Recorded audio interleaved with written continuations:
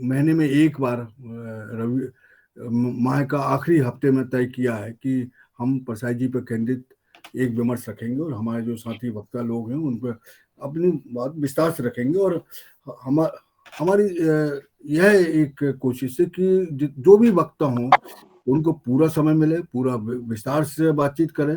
इसलिए 1.5 घंटे में समय में हमारे पास सिर्फ तीन ही वक्ता रखते हैं कि 25 से 30 मिनट काफ़ी कुछ होते हैं। तो यह है। इस बार हमारे जो वक्ता हैं वरिष्ठ बैंकर और पत्रकार, संपादक और भाषा के बिग सुरेश कांत जी दिल्ली में हैं। नवनीत शर्मा जी जो कि हिमाचल सेंट्रल यूनिवर्सिटी के प्रोफेसर हैं, और आप उनको लगातार जनसत्ता, नवभारत टाइम्स, हिंदू, इन तमाम अंग्रेजी अखबारों में भी उनके लेख पढ़ते हैं, हिंदी में भी उनके लेख तमाम अखबारों में आते रहते हैं। और बड़ी शिद्दत के साथ, बहुत सोच के साथ, बहुत गंभीरता से जो सामाजिक में चल रहा है, जो चिंताएं हैं उन पर उनके लेख रहते हैं। वो धर्मशाला से जुड़े हैं नवनीत शर्मा जी। और हमारे अपने साथी मित्र, वरिष्ठ बैंकर, गजलकार और कविता पे भी और आलोचना पे भी एक गंभीर व्यक्तित्व के धनी श्री राजेंद्र वर्मा जी हैं। वो हमारे समूह से हैं। ऐसे हमारे पास 3 वक्ता हैं। वो तीनों वक्ताओं से हम जो उपस्थित साथियों से अनुरोध करते हैं, और एक अगर विमर्श के बाद, इनके वक्तव्य के बाद आपके मन में कोई चीज उपजती है, कोई सवाल उठते हैं वक्तव्य के साथ, या परसाई जी को लेकर कोई सवाल उठते हैं, तो उस पर आप अपने चैट बॉक्स में लिख दें। हमारे साथी मित्र आपको किससे सवाल है यह भी लिख दें, तो जिससे कि हम उन सवालों को वक्तव्य के बाद हम उठा सकेंगे और उनसे पूछ सकेंगे। आज जो व्यंग्य का विषय है, विमर्श का विषय है, वो विषय है परसाई का व्यंग और उनका समय। हम जो अभी जो विमर्श हो रहे हैं वो हम आज के समय को लेकर बात ज्यादा हो रही है, और तुलना पुराने व्यंगकारों के साथ या पुरानी रचनाओं के साथ हो रही है। किंतु आज हमारे केंद्र में परसाई जी का ही समय है और परसाई जी का ही व्यंग है। तो और उससे हम यह बात सोच सकते हैं कि परसाई जी ने अपने समय पर अपनी प्रतिक्रिया या लेख जो लिखे हैं वो क्या सोच कर लिखे और उनका क्या प्रभाव पड़ा है। और हमारे समय में, अपने समय में जो विसंगतियां, चाहे वो पुरानी हो और उसका रूप बदल गया हो, या नई विसंगतियां हैं, और एक महत्वपूर्ण घटना और घटी है कि तकनीक रूप से हम बहुत समृद्ध हुए हैं। और शायद जी के समय ये तकनीक नहीं थी, और आज यह तकनीक बहुत ज़्यादा विकसित हो गई है।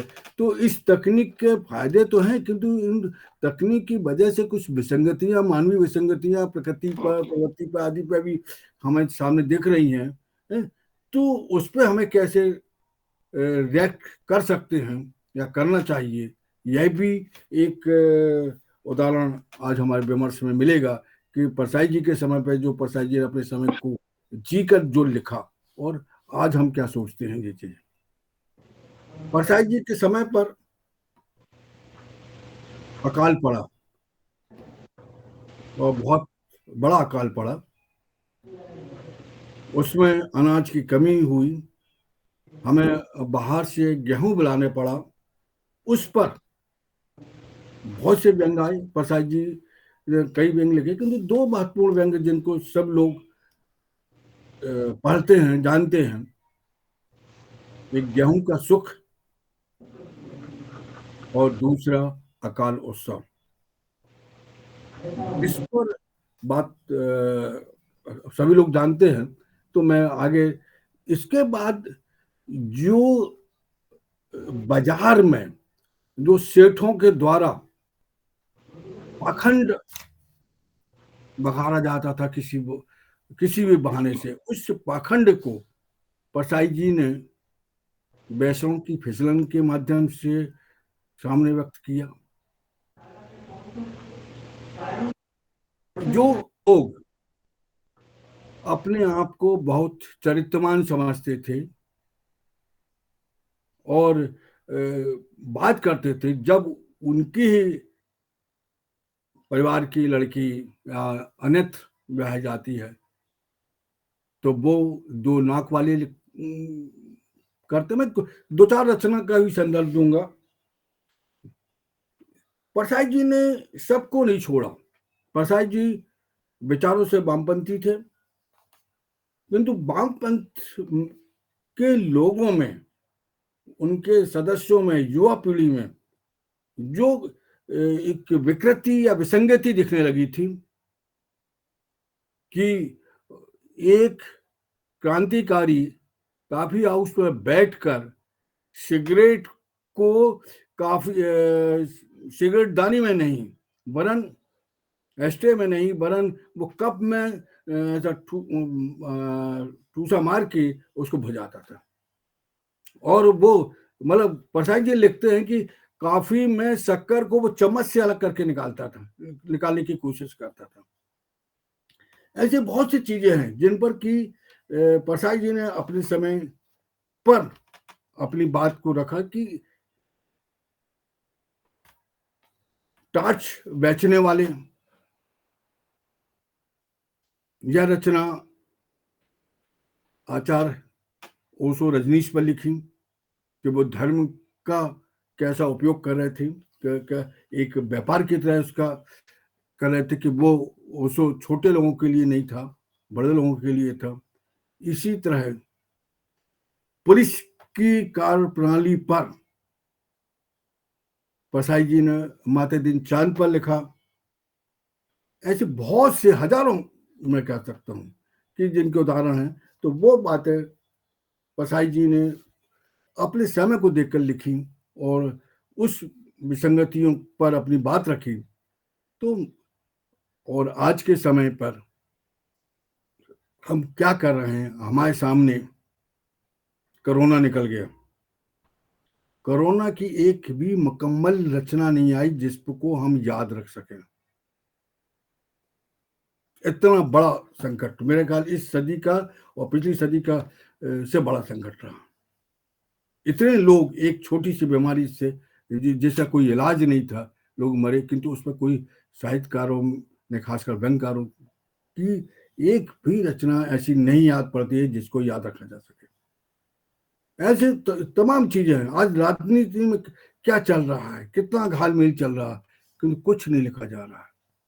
और आज बाजार में, शिक्षा में, अर्थ में ऐसी बहुत सी घटनाएं घट रही हैं जिन पर खासकर साहित्यकार को चिंता होनी चाहिए, किंतु वहां वो, चाहे राजनीति हो, चाहे सत्ता की बात हो, बड़ा दुख के साथ कहना पड़ता है और सोचना पड़ता है कि लोग बचकर लिख रहे हैं, डर कर लिख रहे हैं, और उनका यह है कि हम लेख भी लिख लें और बचे भी रहें। तो यह नहीं चलेगा व्यंग में। व्यंग में तो कतई नहीं चलेगा। आपको एक तय करना पड़ेगा कि आप किसके पक्ष में खड़े हो। परसाई जी ने तय किया था और वो खतरे उठाए थे।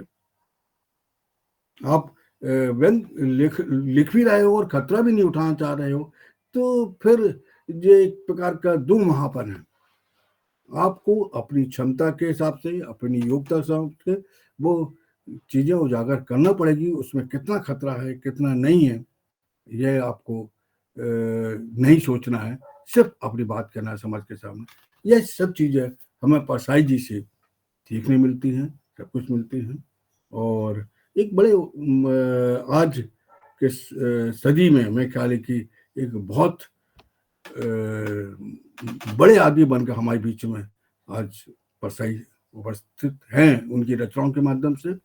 आज हम उनको स्मरण करते हुए उनकी सती के परिप्रेक्ष्य में हमने यह हर महीने हम एक व्यंग विमर्श रख रहे हैं, और उस विमर्श में आज यह दूसरी कड़ी है और उसका विषय है परसाई का व्यंग और उनका समय। मैं हमारे साथी मित्र बहुत सम्मान के साथ श्री राजेंद्र वर्मा जी से आग्रह करता हूं कि विस्तार से इस पर अपनी बात रखें। लगभग समय वो है 30 मिनट के आसपास का। श्री राजेंद्र वर्मा जी।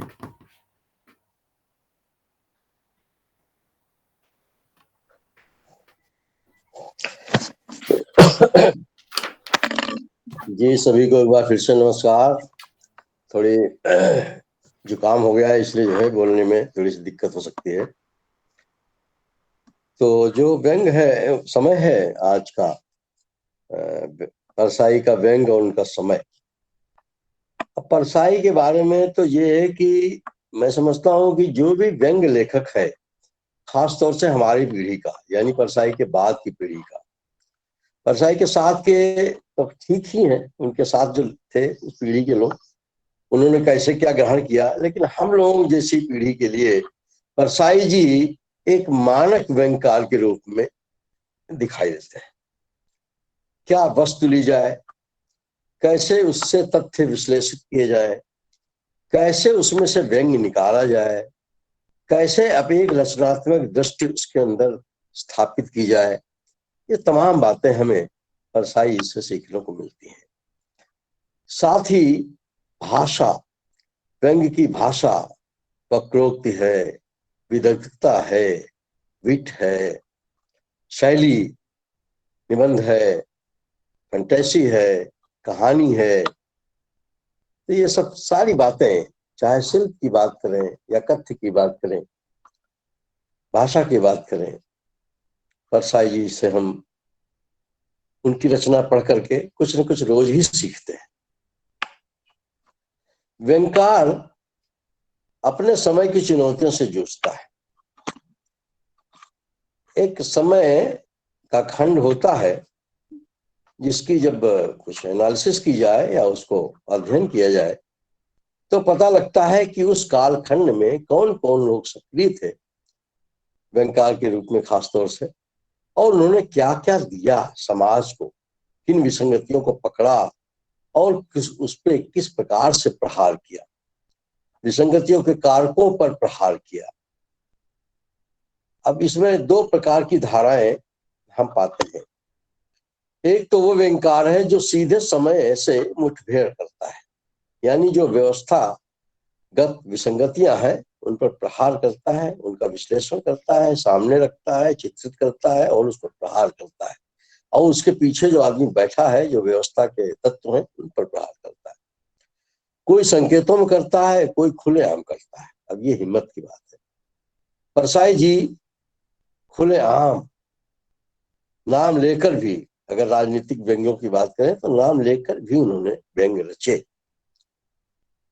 और दूसरी धारा है कि जिसमें प्रहार तो है लेकिन बहुत ही हल्का प्रहार है, और उसमें उसका उद्देश्य प्रहार की जगह मनोरंजन, कि हल्की फुल्की चुटकी भी ले ली जाए और बात भी कह दी जाए। ऐसी तरीके के जो व्यंग होते हैं उसमें हास्य की मिलावट रहती है, और यहीं से व्यंग दो भागों में विभाजित हो जाता है, एक विशुद्ध व्यंग और हास्य मिश्रित व्यंग, जिसे आमतौर पर हम हास्य व्यंग जानते हैं। आजकल जो समय है वो विशुद्ध व्यंग का नहीं रह गया है, खास तौर से छपने के मामले में। पत्रिकाओं में, अखबारों में छपते नहीं है विशुद्ध व्यंग, इसलिए शायद उनका लेखन भी कम हुआ है। कुछ लोग फिर भी लिखते हैं, लेकिन जो सिर्फ छपने के लिए लिखते हैं उन्होंने एक तय कर लिया है कि हमें क्या लिखना है, वो विशुद्ध व्यंग नहीं लिख सकते। परसाई के वो छात्र होते हुए भी परसाई स्कूल का पालन पाठ नहीं कर सकते। परसाई जी ने अपने समय को सबसे पहले लिखने की प्राथमिकता दी।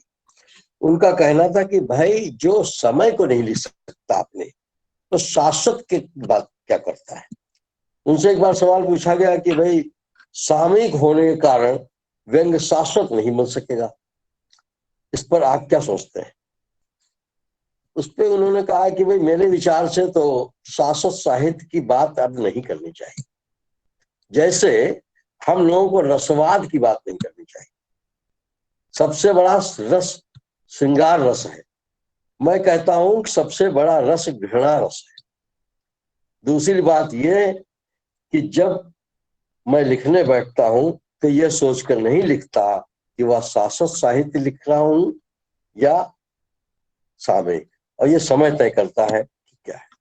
और जो शाश्वत सोच कर लिखता है वह लिख ही नहीं सकता। नागफनी की कहानी, रानी नागफनी की कहानी में की भूमिका में उन्होंने इसी बात को भी कहा है कि मैं शाश्वत साहित्य रचने का संकल्प करके लिखने नहीं बैठता। जो अपने युग के प्रति ईमानदार नहीं होता वह अनंत काल के लिए कैसे हो लेता है, मेरी समझ से परे।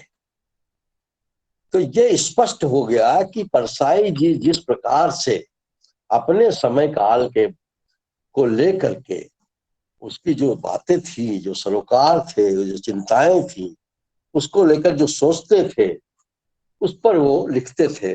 और अखबारों में छपता था और पत्रिकाओं में छपता था, और नहीं तो किताबों में तो खैर छप करके आया ही। और ये तो सभी मानते हैं कि व्यंग्य अगर विशेष रूप से विधा के रूप में कोई जाना जाता है, वो परसाई जी के कारण ही जाना जाता है।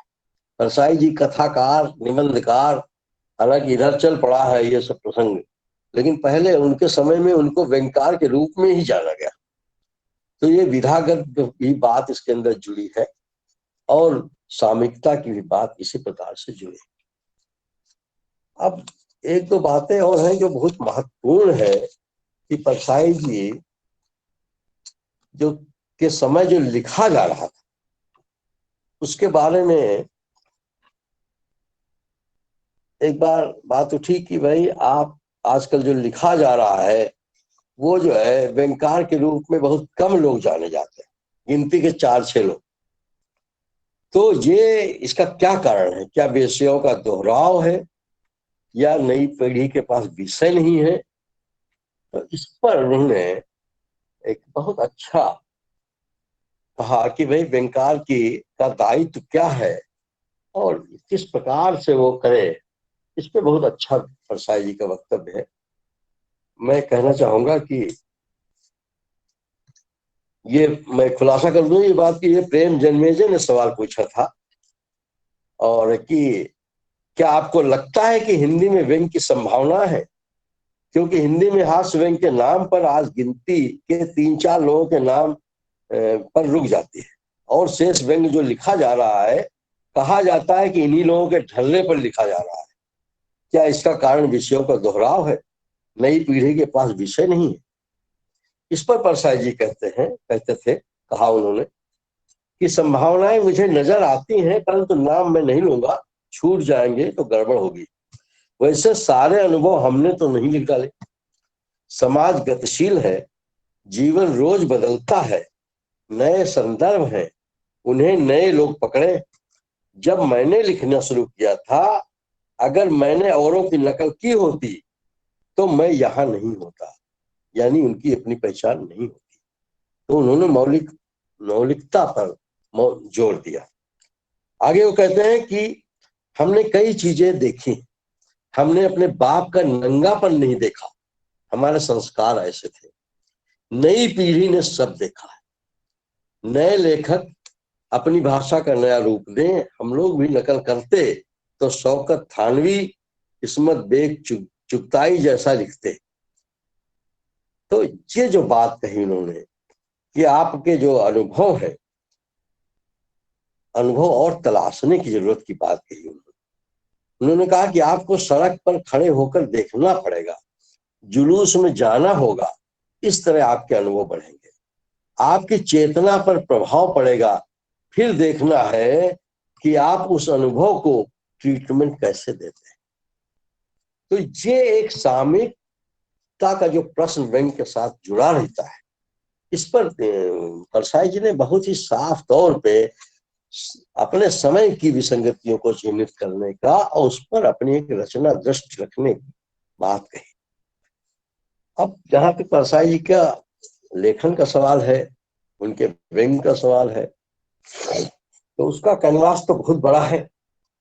अगर मोटे तौर पे 3-4 विषयों पर बात करें कि जैसे राजनीतिक क्षेत्र की बात करें, प्रशासनिक क्षेत्र की बात करें, सामाजिक पाखंड की बात करें, साहित्यिक क्षेत्र की बात करें, तो परसाई जी ने तमाम रचनाएं दी हैं जो हम अक्सर उनका उदाहरण देते रहते हैं, उद्धृत करते रहते हैं, उनमें से वाक्यों को उद्धृत करते रहते हैं।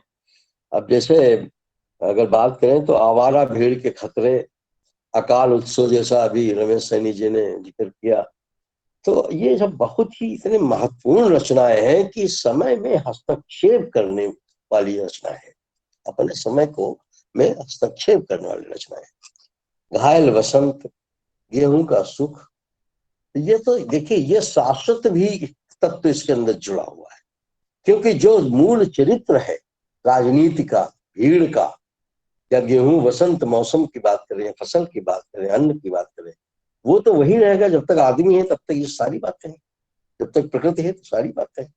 तो इसमें तात्कालिकता तो है ही है और शाश्वतता का भी प्रश्न निहित है।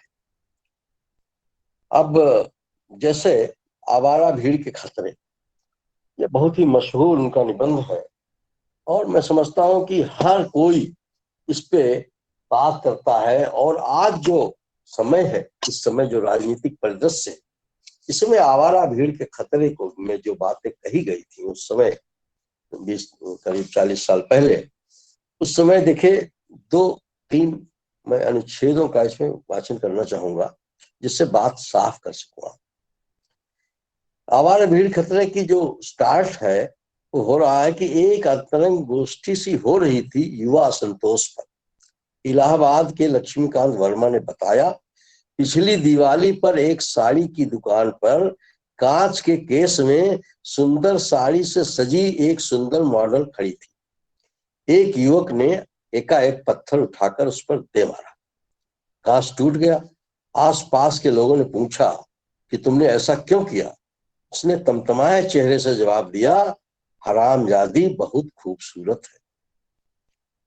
तो ये सवाल आगे उठाते हैं कि परसाई सवाल उठाते हैं कि युवक ने सुंदर मॉडल पर पत्थर क्यों फेंका, हरामजादी बहुत खूबसूरत है, ये उस गुस्से का कारण क्यों? वाह कितनी सुंदर है, ऐसा इस तरह के युवक क्यों नहीं कहते? फिर बाद में बताते हैं कि क्या कारण है। युवक कुर्ता पजामा पहने था, चेहरा बुझा था, जिसकी राख में से चिंगारी निकली थी पत्थर फेंकते वक्त। शिक्षित था, बेरोजगार था, नौकरी के लिए भटकता था। दिक्कत की बात यह है कि आज इसी तरह का परिदृश्य है बेरोजगारी को लेकर, लेकिन हमारे नवयुवकों में मुझे लगता नहीं कि इस तरह का आक्रोश जैसा कि उन्होंने एक कल्पना के रूप में या यथार्थ के रूप में चित्रित किया वो दिखता। अब इसी में जो बहुत ही महत्वपूर्ण बात है कि परसाई जी ने चेताया कि दिशाहीन, बेकार, हताश, नकारवादी, विध्वंसवादी बेकारियों की भीड़ खतरनाक होती है। ये भीड़ का जो चेहरा है उससे आगाह करते हैं। इसका उपयोग महत्वाकांक्षी, खतरनाक विचारधारा वाले व्यक्ति और समूह कर सकते हैं। इस भीड़ का उपयोग नेपोलियन, हिटलर और मुसोलिनी ने किया था। यह भीड़ धार्मिक उन्मादियों के पीछे चलने लगती है। यह भीड़ किसी भी ऐसे संगठन के साथ हो सकती है जो उनमें उन्माद और तनाव पैदा कर दे। फिर इस भीड़ से विध्वंसक काम कराए जा सकते हैं। यह भीड़ फासिस्टों का हथियार बन सकती है।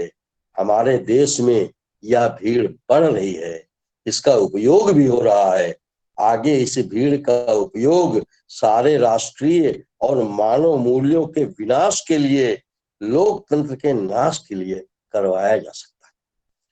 अब देखिए जो आज हो रहा है ये कितना, एक जैसे कहा जाता है ना कि एक लेखक जो है दृष्टा होता है, परसाई जी ने पता नहीं इतने पहले ही जो चीज सोच ली थी, देख ली थी, आज वो हमारे सामने दिख रही और इसका लाभ भी उठाया जा रहा है। राजनीतिक दृश्य को लेकर के, जिसमें उसमें धर्म ही है, पाखंड है, जाति है, तमाम चीजें हैं। एक उनका लेख है कि हरिजन मंदिर अग्निवेश, उसमें दो घटनाओं का जिक्र आता है। एक में कहा कि नाथ द्वारा मंदिर में हरिजनों का प्रवेश शांति से करा दिया गया। ये स्थानीय हरिजन थे, इसलिए पहचाने हुए थे। स्थानीय हरिजन हो तो पहचाना जा सकता है, मशहूर आदमी हो तो पहचाना जा सकता है, वरना पुरी के निरंजन देव को क्या पता कि सारे देश में जो दर्शनार्थी मंदिर में आते हैं उनमें कौन हरिजन है। बंबई, दिल्ली, इलाहाबाद के शहरी हरिजन मंदिर में जाते होंगे, पर पुजारी उन्हें पहचानते नहीं।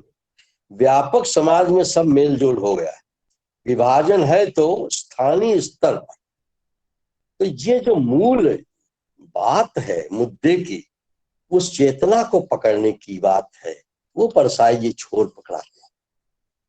आगे कहते हैं कि पुरी का मंदिर, नाथद्वारा और तिरुपति बड़े मशहूर मंदिर है, इनमें हरिजन प्रवेश कराना उस पुरानी मान्यता को ध्वस्त करना है, अन्यथा गांव और कस्बों के मंदिरों का क्या हाल है, वहां कोई आंदोलन नहीं। हरिजन प्रवेश मंदिर प्रवेश की लड़ाई लड़ता ही नहीं, बल्कि धार्मिक उत्सव में सब वर्णों के लोग एक साथ शामिल होते हैं। तो जो पुरानी मान्यता है उसको ध्वस्त करने के लिए ये है। हाँ, ये बात है, और भी है इसी में। इसी तरह से वो बात आती है। फिर एक घटना का जिक्र और करते हैं कि इसी वक्त बिहार से खबर आई कि 11 हरिजन मार डाले गए। मंदिर प्रवेश का अधिकार बाद में आता है, पहले जीने का अधिकार। संविधान में ये है, पर बिहार में नहीं है।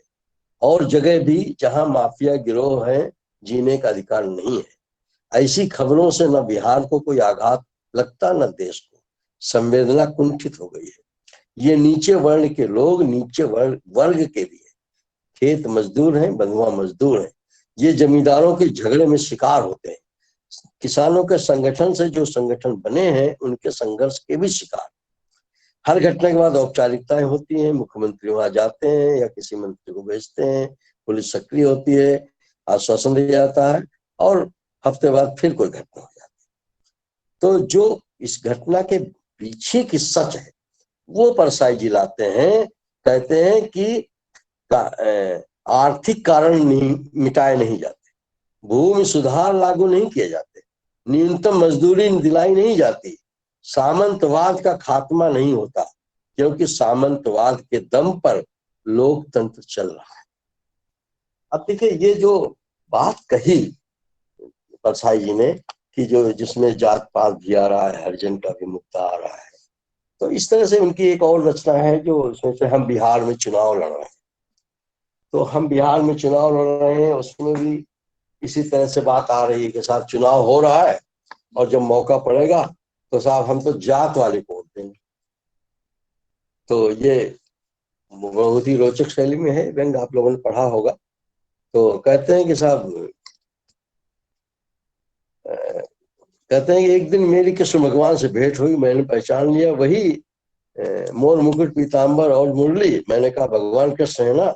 वो बोले हाँ वही हूँ, पर मेरा नाम अब भगवान बाबू कृष्ण नारायण प्रसाद सिंह हो गया है, कृष्ण बाबू भी कह सकते हैं। मैंने कहा भगवान, क्या गोरक्षा आंदोलन का नेतृत्व करने पधारे हैं? चुनाव आ रहा है तो गोरक्षा होगी, आप तो गोरक्षा आंदोलन के जरिए पॉलिटिक्स में घुस जाएंगे।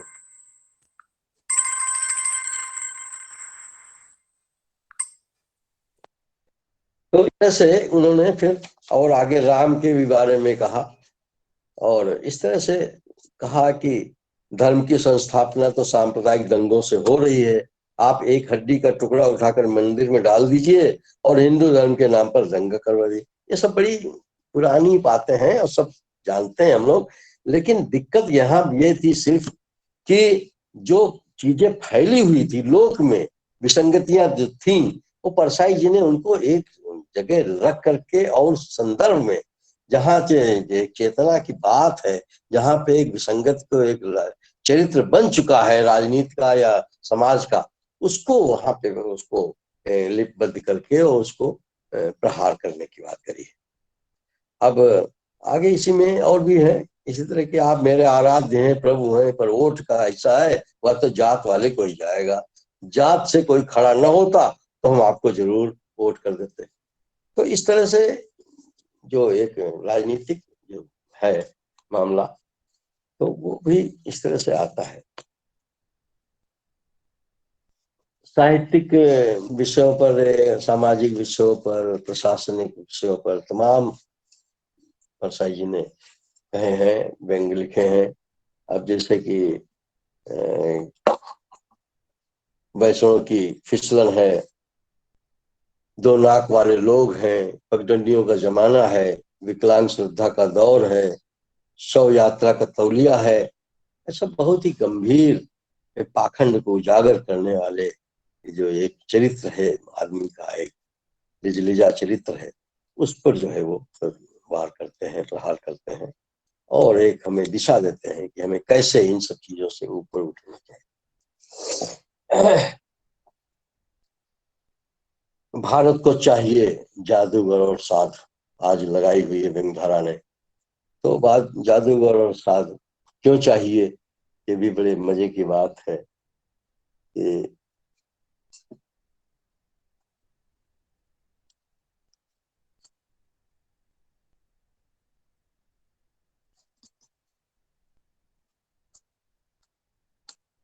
परसाई जी कहते हैं कि जनता को सचमुच कुछ नहीं चाहिए, उसे जादू के खेल चाहिए। मुझे लगता है कि ये दो छोटे छोटे जादूगर रोज खेल दिखा रहे हैं। इन्होंने प्रेरणा इस देश के राजनेताओं से ग्रहण की होगी, जो 26 सालों से जनता को जादू के खेल दिखाकर खुश रखे हैं। उन्हें 3-4 घंटे खुश रखना क्या कठिन है। अब ये 26 साल की बात कहेंगे तो जाहिर सी बात है कि आजादी से 26 साल जो है तो 1973-74 की रचना बैठती है। सोचता हूँ जिस देश में एकदम से इतने जादूगर पैदा हो जाए, उस जनता की अंदरूनी हालत क्या है, वो क्यों जादू से इतनी प्रभावित है, वह क्यों चमत्कार पर इतनी मुग्ध है, वह जो राशन की दुकान पर लाइन लगाती है और राशन नहीं मिलता, वह लाइन छोड़कर जादू के खेल देखने क्यों खड़ी हो जाती है। मुझे लगता है 26 सालों में जनता की मानसिकता ऐसी बना दी गई है कि जादू देखो और ताली पीटो, चमत्कार देखो और खुश रहो, बाकी हम पर छोड़ो। भारत पाक युद्ध एक ऐसा ही जादू था, जरा बड़े स्केल का जादू था, पर था तो जादू ही। जनता अभी तक ताली पीट रही। अब ये देखिए, अगर 73-74 की बात करें तो वही बात आप 2011 में लागू हो रही, 2012 में लागू हो रही और आज भी लागू। हमारी प्रधानमंत्री कहेंगी, जाहिर सी बात इंदिरा गांधी की बात कही गई है कि इधर भी गरीबी निहट रही है, कीमतें बढ़ती जा रही, जनता में बड़ी बेचैनी है, बेकारी बढ़ती जा रही है। तब दोनों तय करेंगे क्यों न 15 दिनों का एक और जादू हो जाए। 4-5 साल दोनों देशों की जनता इस जादू के असर में रहेगी। देशभक्त माफ करें, मगर जरा सोचें। तो इस तरह से एक जो राजनीति का मुद्दा है अंतरराष्ट्रीय, अभी अलका जी ने सुझाया, अंतरराष्ट्रीय मुद्दे की बात है। अब जो गुलाब गेहूं वाली बात है, गेहूं का सुख की बात है, बसंत घायल बसंत की बात है, उसमें चीन के हमले का उसमें एक कहीं ना कहीं एक संदर्भ जुड़ा हुआ है। तो भरे पेट और खाली पेट का आनंद क्या एक सा है, नहीं तो ब्रह्म एक नहीं अनेक हुए। तो इस तरह से ब्रह्म की बात है। साधु कहता है शरीर मिथ्या है, आत्मा को जगाओ, उसे विश्वात्मा से मिलाओ, अपने को भूलो, अपने सच्चे स्वरूप को पहचानो, तुम सच्चित आनंद हो। आनंद ही ब्रह्म है, राशन ब्रह्म नहीं। जिसने अन्नम ब्रह्मम कहा वो झूठा था, नौसिखिया था। अंत में वो ऐसे पहुंचा कि अन्न नहीं, आनंद ही ब्रह्म है।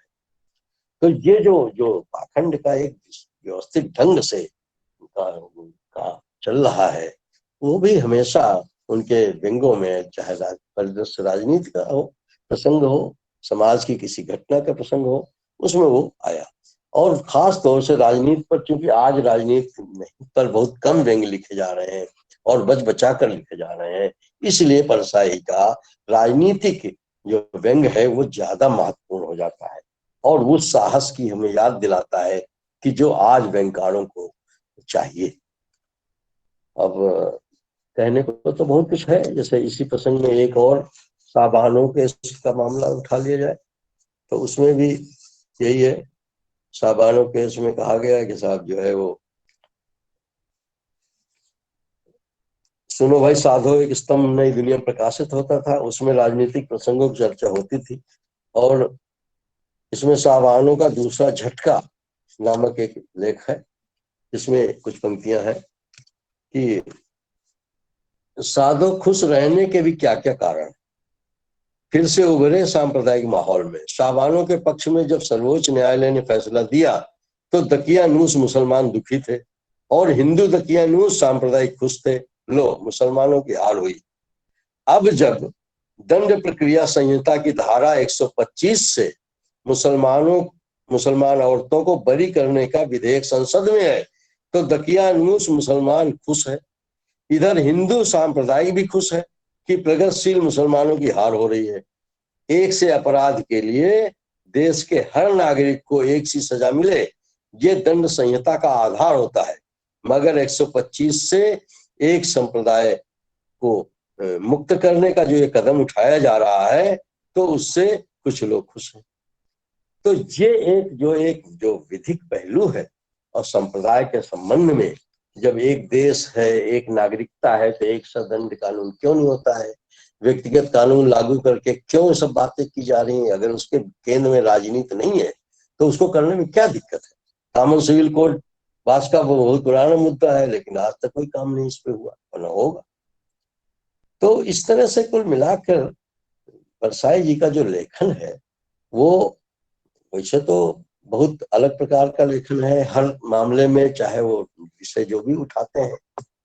तो जैसे एक घायल बसंत की बात अभी हमने उठाई। घायल बसंत में क्या है कि बसंतोत्सव था, कवि बसंत के आगमन सूचना गा रहा था, प्रिय फिर आया मादक बसंत। अब उसमें बसंत के जो एक तुकबंदी है उस पर खूब अच्छी खिंचाई की है कवियों की। और इसमें बाद में कहीं कहीं पर जैसे तुक तुक की बात कही है, तुक में एक जगह आया हा हंत है, मैंने कहा धत तेरे की, 7 तुकों में ही बोल गया। राष्ट्र कवि इस क्रम पर कम से कम 51 तुके बांधते। तो वो उधर भी संदर्भ भी है, कहीं पे ले लिया गया है। अब शैली ने कहा है अगर शीत आ गई है तो क्या वसंत बहुत पीछे होगा? वसंत तो शीत के पीछे लगा ही रहा, पर उसके पीछे गर्मी भी तो है। अभी उत्तर से शीत लहर आ रही है, पर उसके तो फिर पश्चिम से लू भी तो चल सकती है। बर्फ और आग के बीच में हमारा वसंत फंसा है। इधर शीत उसे दबा रही है, उधर से गर्मी, और बसंत सिकुड़ता जा रहा है। अब ये प्रतीक के माध्यम से जो बात कही गई है तो इसमें यही है कि एक आह्वान भी है पाठक के लिए कि मौसम की मेहरबानी पर भरोसा करेंगे तो शीत से निपटते निपटते लू तंग करने लगेगी। मौसम के इंतजार से कुछ नहीं होगा। वसंत अपने आप नहीं आता, उसे लाया जाता है। सहज आने वाला तो पतझड़ होता है, वसंत नहीं। अपने आप तो पत्ते झड़ते हैं, नए पत्ते तो वृक्ष का प्राण रस पीकर पैदा होते हैं। वसंत यो नहीं आता। शीत और गर्मी के बीज से जो जितना बसंत निकाल सके निकाल ले। शीत और गर्मी के बीच से, दो पाटों के बीच में फंसा है देश का वसंत। पाट और आगे खिसक रहे हैं। वसंत को बचाना है तो जोर लगाकर इन दोनों पाटों को पीछे ढकेलो, इधर शीत को उधर गर्मी को, तब बीच में से निकलेगा हमारा घायल वसंत। तो ये जो आह्वान है कुछ करने का, कुछ गुजरने का, ये सिर्फ जो है एक वस्तु स्थिति का विश्लेषण करके नहीं व्यंग कर्म से पूरा हो सकता है।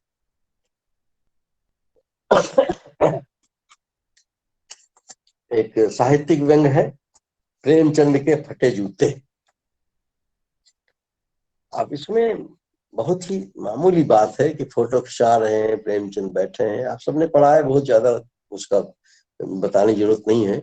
जिसमें वो जो है जूता का वो फटा हुआ, इसमें से वो अंगूठा झांक रहा है। अब वो एक दो बातें बहुत उसमें है कि एक तो सादगी पर कहते हैं कि भाई जो आदमी फोटो खिंचाने के लिए भी वही जूता पहन के बैठ जा रहा है, तो एक तो सादगी की बात है। दूसरे अभावग्रस्तता की भी बात कहीं न कहीं है उसके अंदर कि उस आदमी के पास अलग से फोटो खिंचाने लायक कोई जूता नहीं है, तभी तो रोजमर्रा वाला पहन के बैठ जाता है।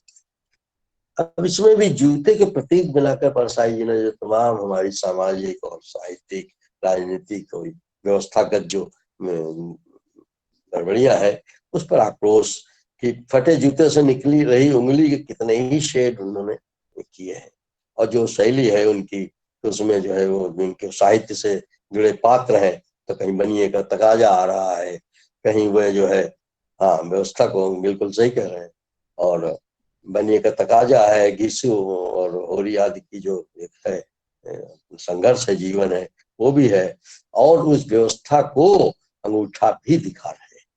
ये जो बात है ये इतनी मामूली बात नहीं है। तो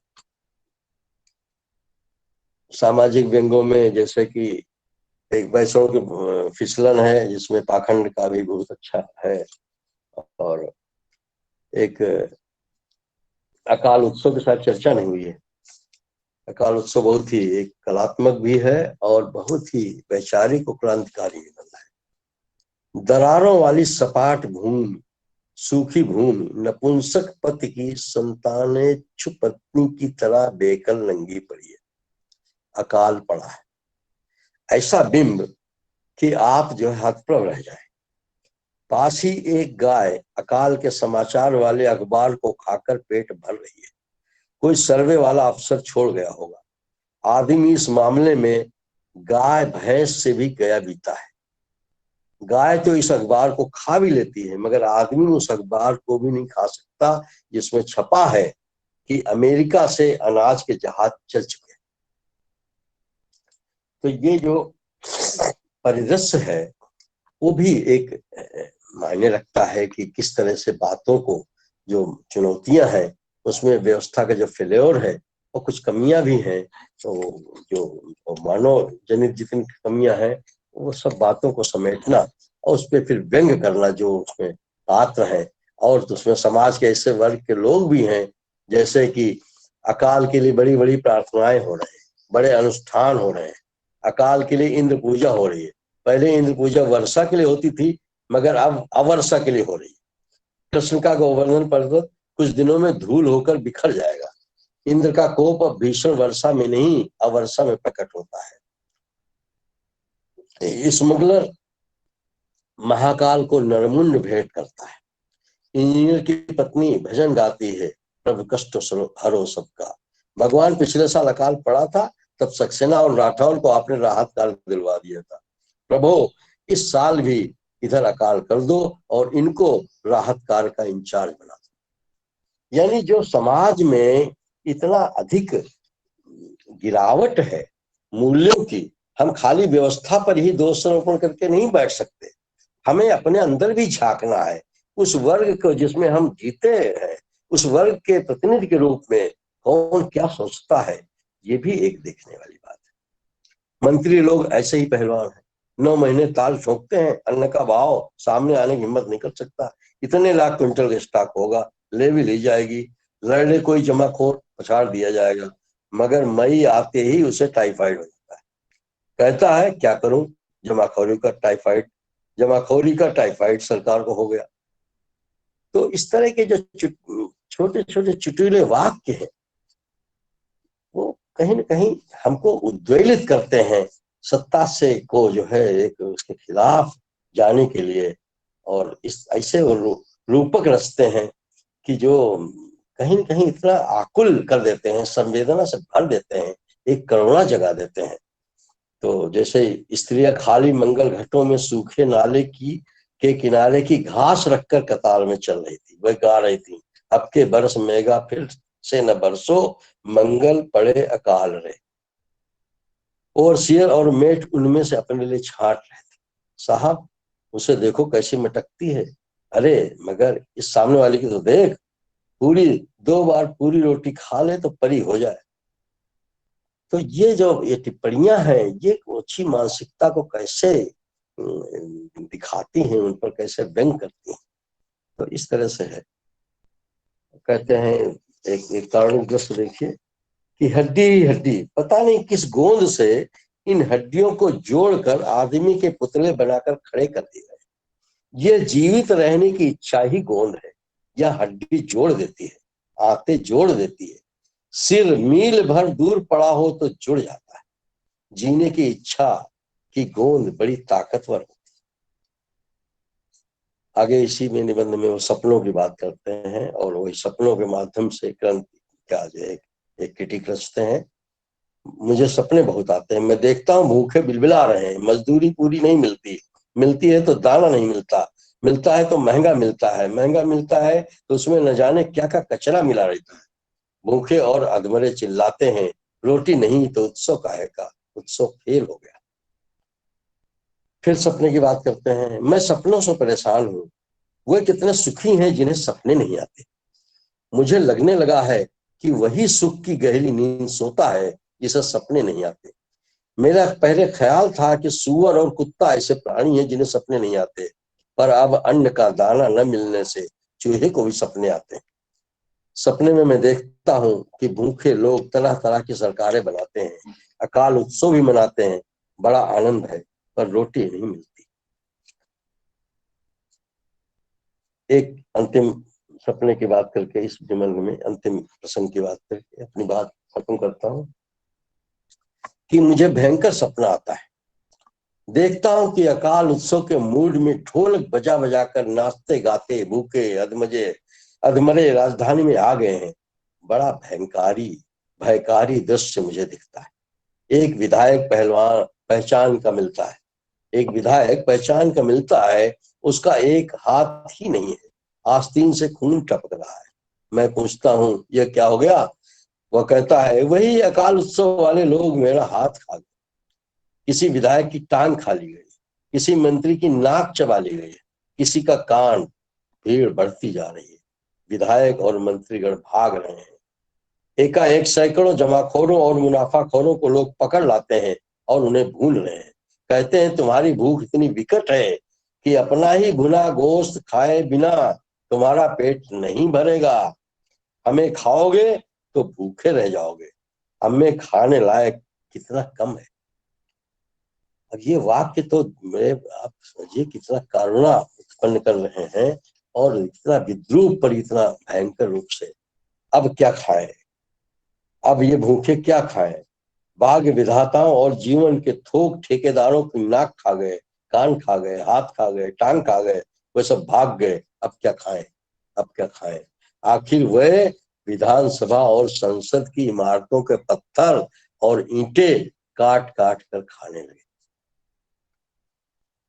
तो ये जो समय है, जो परसाई जी का समय था, उन्होंने जिस उसकी गंभीरता को जितना समझा और जितना उस पर टिप्पणी करी, इसने जितना लिखा, मैं समझता हूँ कि आज की तारीख में उससे समय कठिन है, उससे और दुरूहता बढ़ रही है, विभाजन बढ़ रहा है, संवेदना घट रही है, कुंठा बढ़ रही है, लेकिन वो आक्रोश ना तो जनता में है और ना लेखक में है।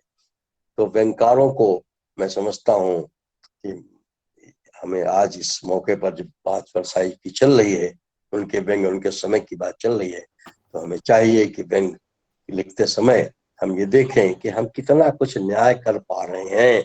अगर हम परसाई जी को अपना पुरोधा मानते हैं तो उनके बनाए हुए रास्ते पर भी चल पा रहे हैं कि नहीं, उनसे आगे बढ़ने की तो बात जाने ही। बहुत बहुत धन्यवाद।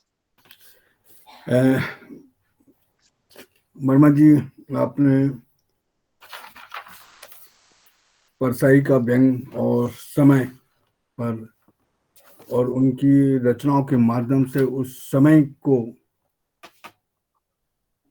लिखित किया, उन पर बात की और उन पर जो आक्रोश उस समय दिखा था उस पर चिंता व्यक्त की कि वही विसंगतियां, वही समय कहीं ना कहीं नए रूप में आज हमें दिख रहा है, पर युवा में या जनता में किसी प्रकार का कोई आक्रोश नहीं दिख रहा है। यह भी एक अलग प्रकार की चिंता है। और यह भी एक सवाल हमारे समय में बहुत बार बार से आ रहा है। इस पर भी आपने बात कही कि राजनीति पर व्यंग लोग बच बचा कर लिख रहे हैं और कम लिखे जा रहे हैं। जो भी लिख रहे हैं तो बच के लिख रहे हैं, वही अंतर बहुत कम लिखे जा रहे हैं। ऐसी अनेक बात, चाहे हम बिहार से चुनाव लड़ रहे हो, चाहे अकाल उत्सव पे बातचीत हो, ऐसे तमाम घटनाओं को लेकर के आपने आज के समय पर बात की, परसाई जी के समय पर बातचीत की। मैं धन्यवाद आपका। और अब हम बहुत सम्मान के साथ धर्मशाला से, हिमाचल प्रदेश से नवनीत शर्मा जी को आमंत्रित करता हूँ। नवनीत शर्मा जी मनोविज्ञान में, सोशोलॉजी में, अंग्रेजी में और एक विषय उस पर आपका बहुत बड़ा काम है और वो निरंतर इस पर चिंता व्यक्त करते रहते हैं अपने लेखों के माध्यम से, व्यंग के माध्यम से। हम पूर्व में एक बार इनको आमंत्रित कर चुके हैं इसी परसाई जी के संबंध में, अगस्त की बात है, और आज फिर हम उन्हें आमंत्रित किया है परसाई जी का व्यंग और उनका समय। मैं बहुत सम्मान के साथ नवनीत शर्मा जी को आमंत्रित कर रहा हूं कि वो इस पर अपनी बात रखें। श्री नवनीत शर्मा। धन्यवाद रमेश जी। जैसा इंद्र जी ने अपने वक्तव्य में तमाम बातें कही, और अगर परसाई होते तो कहते देखो पढ़े लिखे आदमी के पीछे चलने का यही नुकसान है। अब तुम्हारे पास कहने को कुछ रहा नहीं, तब तो राजेंद्र ने कह दिया, अब तुम क्या कहोगे। या वो मुक्ति बोध की शैली में पूछते कि बताओ पार्टनर तुम्हारी कौन सी पॉलिटिक्स बची है। अब ये तो मेरी वाली पॉलिटिक्स तो राजेंद्र ने कह दी, अब तुम क्या कहोगे। तो ये संकट तो और गहरा जाता है जब पढ़े लिखों की संगत हो। खैर, एक बात जो जिस पर चिंता व्यक्त की जा रही थी, मुझे लगता है कि परसाई जी की ही भूमि से एक चरित्र बहुत तेजी से उभरा है और जो व्यंग्य की एक नई विधा को प्रस्तुत करती हैं। अगर आप लोगों ने इन्हें सुना हो तो ये YouTube पर इनके काफी हैं। आप सुने इन्हें, पुष्पा जिज्जी को। पुष्पा जिज्जी जिस तरह से लिखती हैं और अपना इनैक्ट करती हैं, अगर आप देखें तो बुंदेलखंडी से प्रभावित उनकी भाषा। और बाद में कृष्ण कुमार ने आउटलुक पर उसमें एक लेख भी लिखा, मन की बात कहती हुई पुष्पा जिज्जी। तो आप पुष्पा जिज्जी को सुने तो आपको लगेगा कि नहीं, वैसे तो परसाई की कोई आत्मा रही नहीं होगी, पर अगर रही होगी तो वो भटकते हुए मध्य प्रदेश से बाहर नहीं निकल पाई है, वहीं के एक और व्यंग्यकार में पाई जाती है। तो आप पुष्पा जी को सुनेंगे तो शायद आपको लगेगा कि नहीं, ऐसा नहीं है। लोगों में अभी साहस है कहने का, लोगों में साहस है अभी नाम लेकर व्यंग्य लिखने का, लोगों में साहस है बात को सही सही कहने का। खैर, इस बात पर फिर लौट कर आते हैं। परसाई और उनके समय के व्यंग्य के बारे में जब मुझे रमेश जी ने कहा कि अपनी बात कही जाए, तो हम और आप जिस विशेषण के साथ परसाई को जोड़कर देखते हैं अक्सर कि वो व्यंग्यकार थे, तो ये विशेषण हम और आप अपने लिए बना रहे हैं, या परसाई उसे चिन्हित करते थे तो कैसे कहते थे। क्या परसाई जी व्यंग्यकार थे, क्या परसाई जी साहित्यकार थे, या परसाई जी एक समाज शास्त्री थे, या परसाई जी एक समाज मनोविज्ञानी थे, या परसाई जी एक यथार्थवेत्ता थे। क्या वो यथार्थ की बात कह रहे थे या कुछ ऐसी बात कह रहे थे, जैसा कहा जाए कि मतलब क्या वो सच कह रहे थे कि सच, मैं सच कह रहा हूं, पर चूंकि सामने वालों को सुनने का धैर्य और साहस नहीं है तो इसीलिए मैं उसे व्यंग्य के माध्यम से कह रहा हूं। तो शायद क्या वो इस तरह का भाव था। पर परसाई जी ने तो खुद लिखा कि मैं सत्यान्वेषी नहीं हूं, मैं तो झूठ लिखता हूं, झूठ पकाता हूं, झूठ बनाता हूं, झूठ बेचता हूं, क्योंकि झूठ जो है वो सत्य से ज्यादा शाश्वत होता है। और जब परसाई ये लिख रहे हैं तो आप अपने अगर आसपास के दौर में देखें तो हम और आप ये पाएंगे कि वाकई जिस तरह से झूठ शाश्वत है उस तरह से सत्य शाश्वत नहीं है। अब क्या सत्य को शाश्वत होने के लिए झूठ का अवलंब लेना होगा? ये किस तरह का शाश्वत होगा? या परसाई अस्मिता के विमर्शकार थे, जैसा राजेंद्र जी ने अपने व्याख्यान में दलित विमर्श की बात की, स्त्री विमर्श की बात की, क्या परसाई अस्मिता के विमर्शकार थे?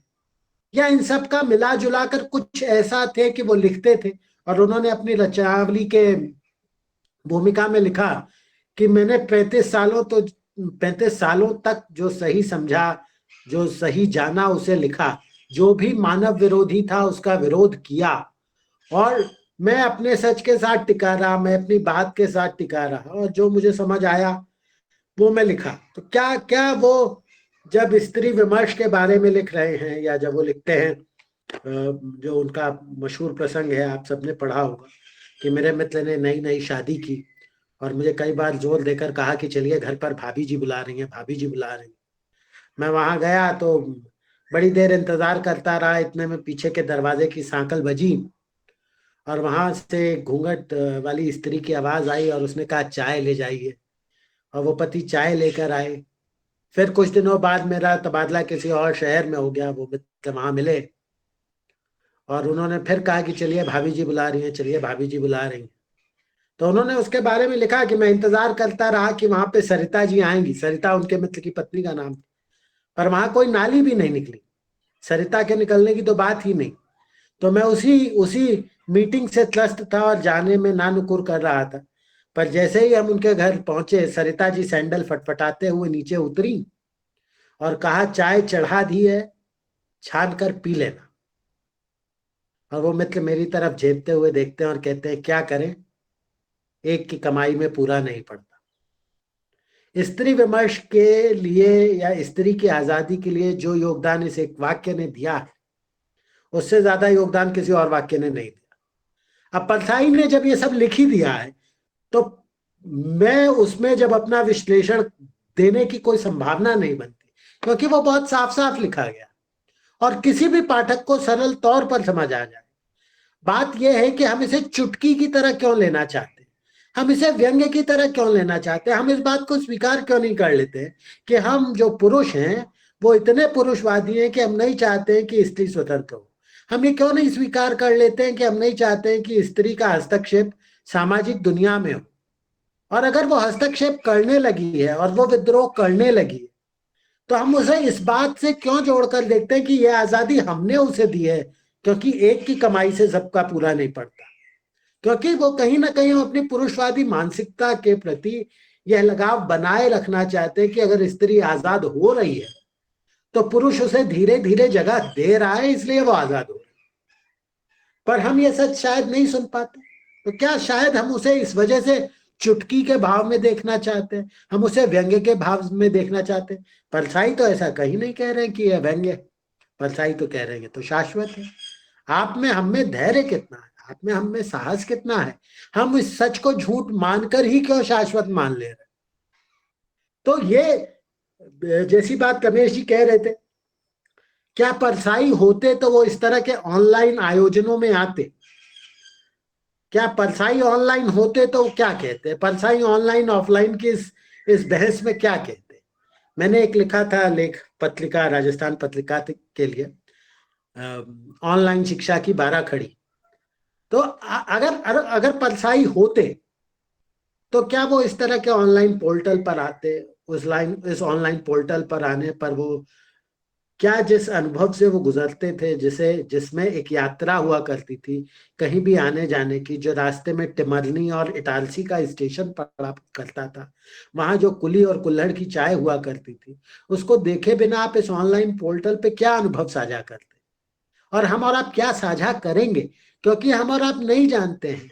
हम ना उस टिमरनी के स्टेशन पे जाते हैं, ना हम उस कुली से बात करते हैं, ना हम उस कुल्हड़ की चाय को पसंद करते हैं, और करते हैं तो अपने आप को एक ऑर्गेनिक होने का दावा देने के दंभ में उसे एक नए तरह का शाश्वत झूठ बनाना चाहते, और हम उसके भरोसे, उसके अवलंब के साथ हम चाहते हैं, ये जो चिंता रमेश जी प्रकट कर रहे थे या राजेंद्र जी प्रकट कर रहे थे कि नए सिरे के व्यंग्यकार क्यों नहीं, ये नए सिरे के व्यंग्यकार इसीलिए नहीं और हो भी नहीं पाएंगे क्योंकि हम में आप में वो जो जिस तरह के विमर्श की बात है, जैसे वो भगवान जी की एक किताब है सरदार भगवान सिंह की, अपने अपने राम, वैसे सबके अपने अपने परछाई हैं, हम और आप पढ़ लेते हैं परछाई को। मेरा परछाई का विश्लेषण शायद थोड़ा इतर हो, राजेंद्र जी का कुछ ज्यादा बृहद और विस्तृत हो, या तमाम अन्य लोगों का हो। सबके अपने अपने परछाई हैं, जो जैसा परछाई को पढ़ना चाहेगा वैसा ही परछाई को पढ़ेगा। पर हम और आप जिस परंपरा से पढ़कर हम क्यों, मतलब जैसे ये एक सवाल हो सकता है ना कि हम परछाई को पढ़कर क्या जान लेंगे और जानने से क्या होगा। ये जो दूसरा सवाल है कि जानने से क्या होगा, परछाई ने खुद एक जगह लिखा निठल्लेपन का दर्शन, और उसमें लिखा कि अर्जुन अर्जुन को जब ज्ञान हुआ तो वो युद्ध करने लगा। तो दुर्योधन तो युद्ध करने के लिए पहले से तैयार था। तो अर्जुन अधिक ज्ञानी है या दुर्योधन? तो ये भागवत गीता वाकई लिखी गई थी या फिक्की के निदेशक ने, federation of Indian commerce, chamber of commerce and industry, उन्होंने लिखा? क्या ये फिक्की के निदेशक से पैसा देकर लिखवाई गई? आप किस तरह के कर्मण्यवाधिकार रास्ते की बात करें? आप ये जो जान रहे हैं, ये जानकर क्या करेंगे और इस जानने के साथ क्या करेंगे? जो वो परछाई ने जब ये लिखा कि जो अपने युग के प्रति ईमानदार नहीं होता है वह अनंत काल के प्रति ईमानदार कैसे रह लेता है, मेरी समझ के परे। जब हमें आपको आज के समय का हिंडनबर्ग नहीं दिखाई देता, हमें और आज के आपके समय की कोरोना के बाद पिटने वाली ताली नहीं दिखाई देती है, हमें और आपको जब ये कहने में डर लगता है कि हरियाणा में गौ रक्षकों के नाम पर किस तरह से गुंडागर्दी हो रही है, जब हम और आप ये कहने से ही गुरेज करते रहेंगे और किसी भी चर्चा को केवल अकादमिक विमर्श बनाते रहेंगे, तो हम और आप परछाई नहीं बन पाएंगे। क्योंकि परछाई तो लिखते हैं, क्या हम में से आज कितने लोगों में ये साहस है कि वो इस बात को उद्धृत भी कर पाए जो परछाई लिखते हैं कि भाई जब भगवान की प्रार्थना करना एक काम है तो मुंह चिढ़ाना क्यों नहीं है? आज आप देखें चारों तरफ इस तरह का माहौल है जहां पर भगवान के बारे में अगर आप एक बात कहते हैं, अभी आप लोग देखें कि किस तरह से जो 2 पत्थर आए नेपाल से, उन्हें कहा गया कि राम का दहेज आ रहा है जनकपुर से। अब इस बात में पता नहीं, राम होते तो क्या हम राम के प्रति आरोप लगा देते कि उन्होंने दहेज लिया है और उनको जेल करा दी जाए। परछाई होते तो वो किस तरह से इस बात को देखते कि 2 शिलाएं आ रही हैं, उनसे राम मूर्ति बनेगी। क्यों भारत के पत्थर कम पड़ गए? क्या वो भारत के लोगों की अकल पर पड़ गए हैं कि अब नेपाल के पत्थरों की जरूरत है? तो ये कहने का साहस किसके पास होगा? क्या वो शिक्षाविद से होगा, जिसकी तो उम्मीद ही नहीं की जा सकती? आप पढ़े, परछाई जी ने एक जगह लिखा है, एक कुलपति से भेंट। उन्होंने ऐसे तमाम लोगों के साथ अपनी भेंट वार्ताएं लिखी, अटल बिहारी वाजपेयी के साथ भेंट, जयप्रकाश नारायण के साथ भेंट। उसी में उन्होंने एक जगह लिखा है कुलपति से भेंट। तो वो कहते हैं कि कुलपति कैसे बन गए आप?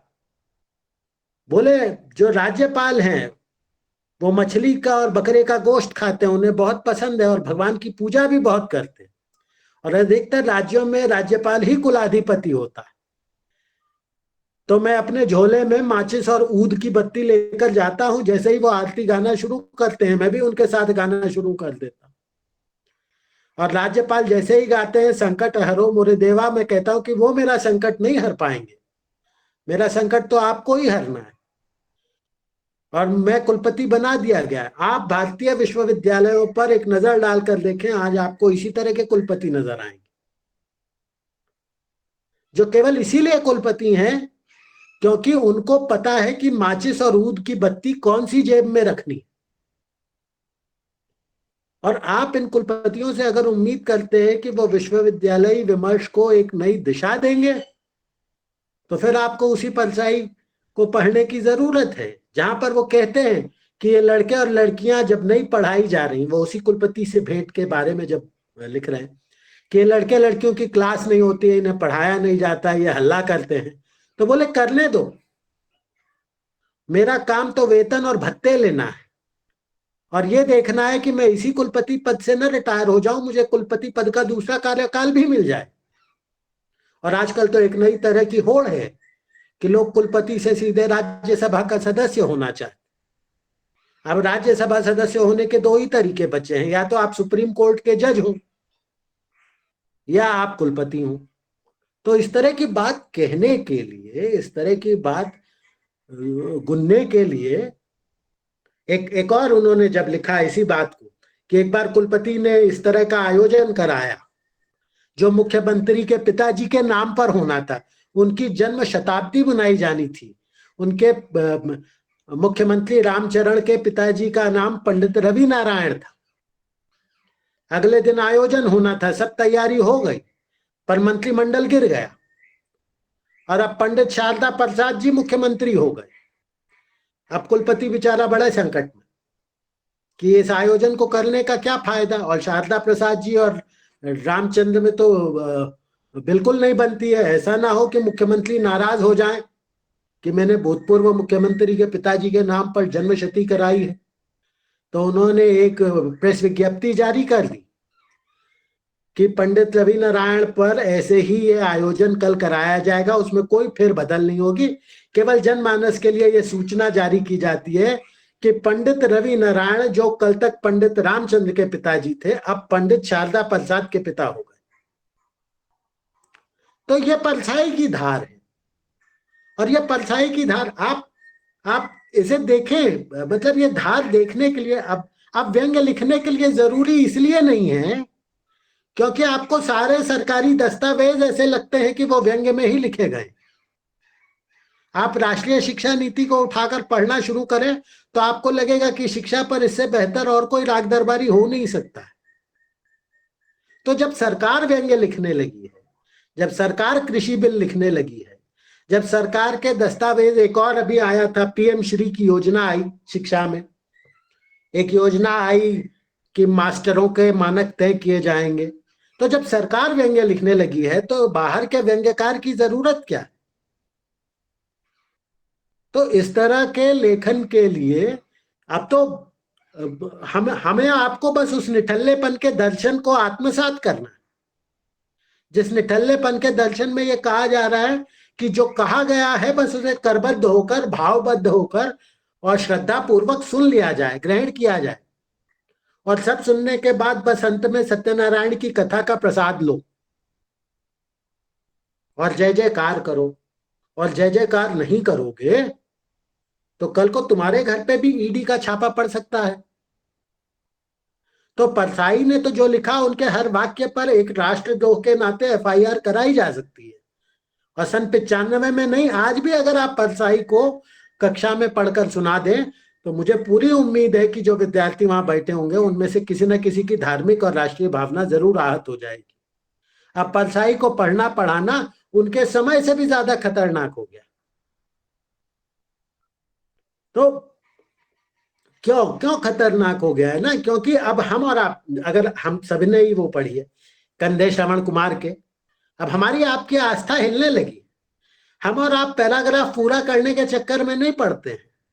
अगर मास्टर को आदेश हो तो वो बड़े लड़के की तरह पेंसिल छोड़कर तुरंत उठ जाता है सोडा लाने को।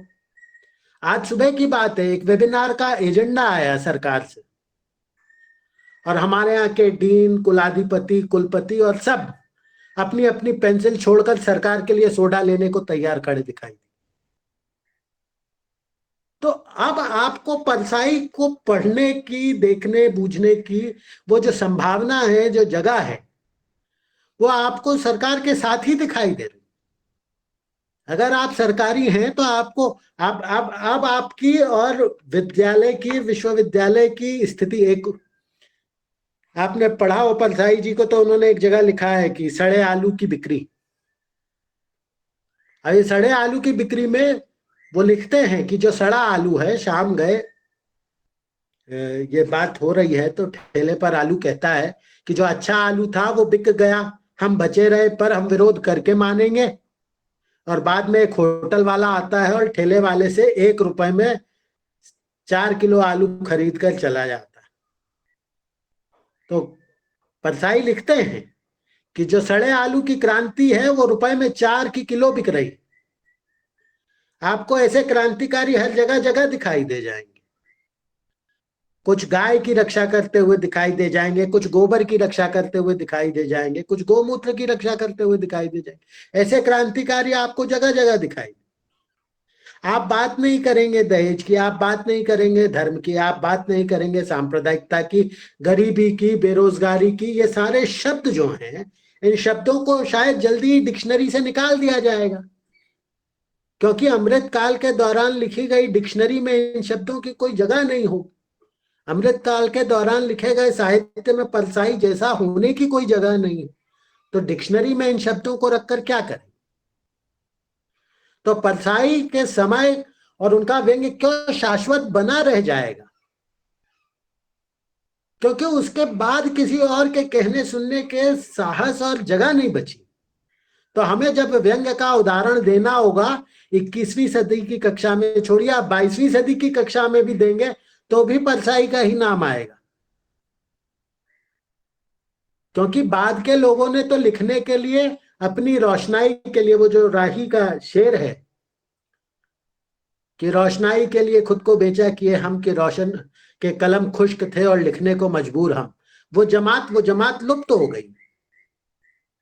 और मैं ये इसलिए नहीं कह रहा हूं क्योंकि मैं उस लेखक समूह के बाहर खड़े होकर एक मेटाकॉग्निशन करने की बात कर, मैं उस समाज मनोविज्ञान की बात कर रहा हूं जो परसाई खुद लिख रहे हैं, जो परसाई खुद इस बात को कहते हैं कि जब एक ही नियम से कोई स्त्री उल्टा हो जाती है और उसी एक नियम से कोई पतिव्रता हो जाती है, एक ही नियम से कोई व्यक्ति सरकारी से गैर सरकारी हो जाता है, उसी एक बात को कहने से कोई राष्ट्रद्रोही हो जाता है और कोई राष्ट्रभक्त हो जाता है।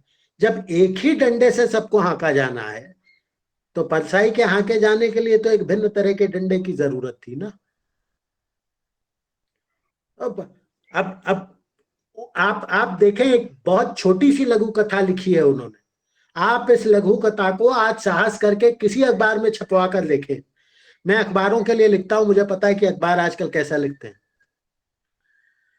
कबीर की एक छोटी सी कथा है कि कबीर जी ने एक बकरी पाली थी। बगल के मंदिर के लोग आए और बोले कि कबीर तुम्हारी बकरी जो है मंदिर में चली आती है और यहाँ गंदगी फैलाती है। तो कबीर ने कहा साहब जानवर है, चली जाती होगी, मैं तो कभी नहीं गया। आज अगर आप ये बात एक सार्वजनिक मंच से कह दें तो अगले दिन आपके पीछे फतवा जारी हो जाए। और फिर इसके साथ और तुर्लम होगा कि भाई केवल हिंदू धर्म की बात ही क्यों की जाती है, मस्जिद में क्यों नहीं भेजा परसाई ने? अगर यही परसाई ने आज लिखा होता तो आलोचक ये कहते कि परसाई की बकरी मस्जिद में क्यों नहीं गई, क्योंकि वहां का मौलाना उसे मार के खा जाता, ये तो लिखा ही नहीं। तो व्यंग्य की विधा को पढ़ने, गुनने, बुनने के लिए जिस आवश्यकता की जरूरत है वो हमें और आपके सामाजिक मनोविज्ञान से लुप्त हो गई। और एक और ऐसी उनकी लघु कथा है सुअर, जिसमें चौबे जी के लड़की से पांडे जी के लड़के का रिश्ता हो रहा है। तो वो उनके घर जाते हैं, तो चूंकि ऐसा मोहल्ला है जहां कई सुअर घूम रहे हैं, तो जो बीच में रिश्ता कराने वाले लोग हैं वो कहते हैं कि भाई साहब रिश्ता कर लीजिए, लड़की बहुत अच्छी है। बोले नहीं, सुअर बहुत है यहाँ, मैं क्या अपने समधी से संबंध नहीं रखूंगा? क्या मेरा लड़का ससुराल नहीं आएगा?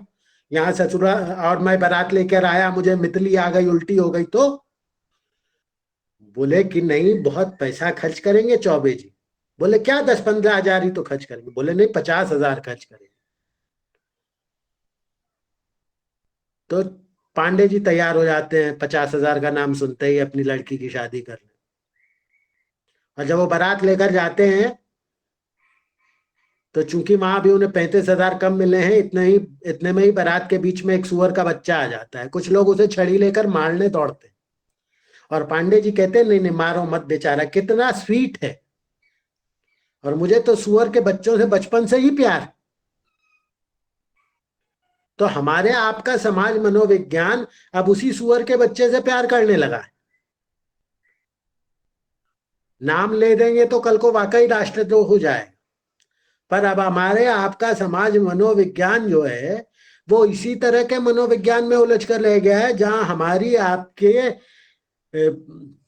और जिस लेख का उल्लेख राजेंद्र जी कर रहे थे कि शर्म की बात पर ताली पीटना,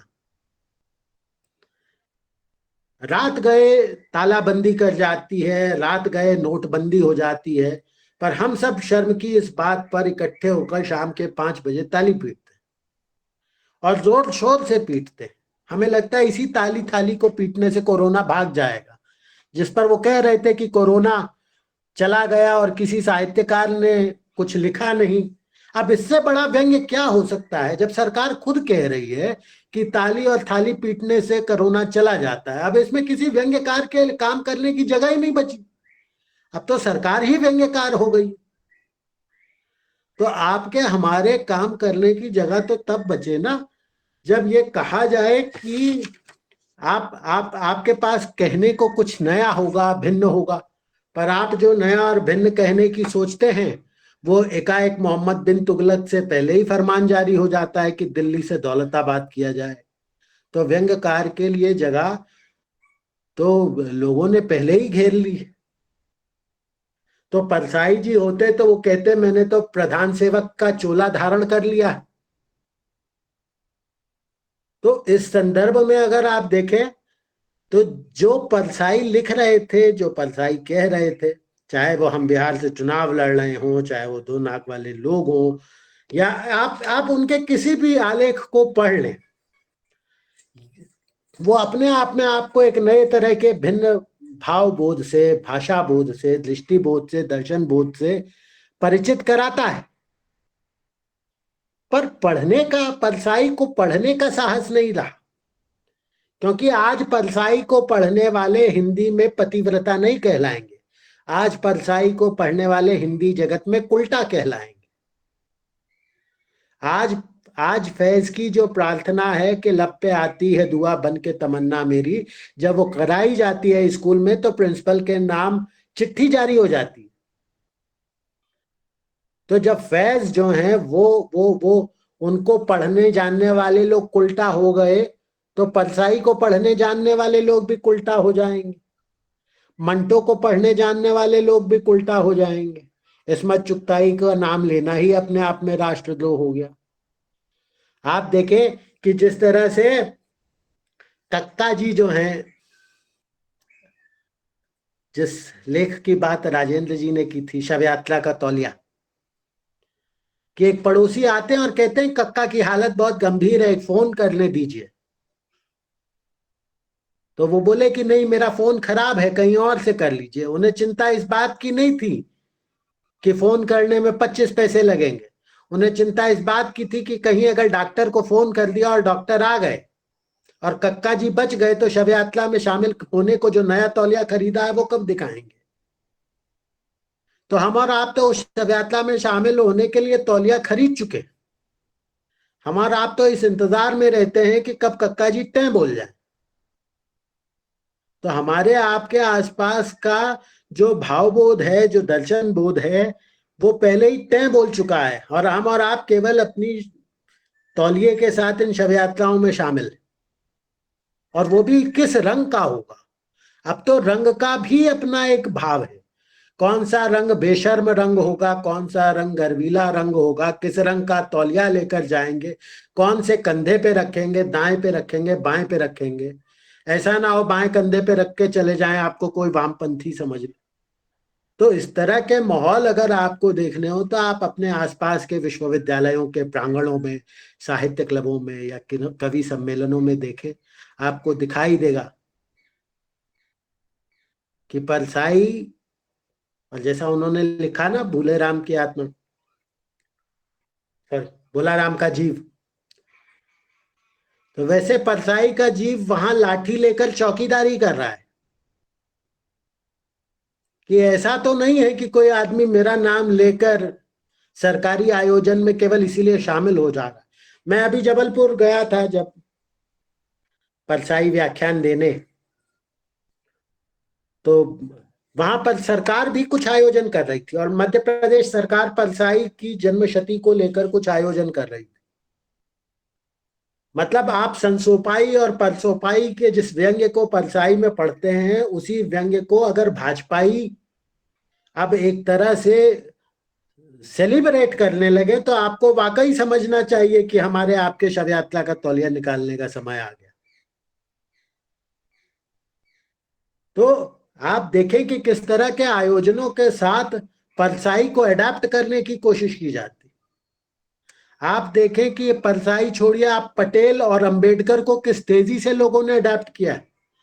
वो आदमी जिसने लिखा कि मैं नास्तिक क्यों हूं, उस आदमी के पोस्टर अब बनाकर उसे राम मंदिर का प्रणेता बनाया जा रहा है। तो व्यंग्य करने के लिए आपकी हमारी जरूरत नहीं है, साहित्यकार की जरूरत नहीं है, हरि जी की जरूरत नहीं है, आच्छा जी की जरूरत नहीं, राजेंद्र जी की भी जरूरत नहीं है। अब तो सरकार ही कर रही है। हमें आपको तो बस अपना राशन कार्ड बनवा लेना है और हफ्ते का कोटा व्यंग्य का वहां से ले आना है। मुझे उम्मीद है रमेश जी अगले इतवार को अपने व्यंग्य का कोटा वहां से ले आएंगे। बाकी इसी बात के साथ मैं अपनी बात समाप्त करता हूँ।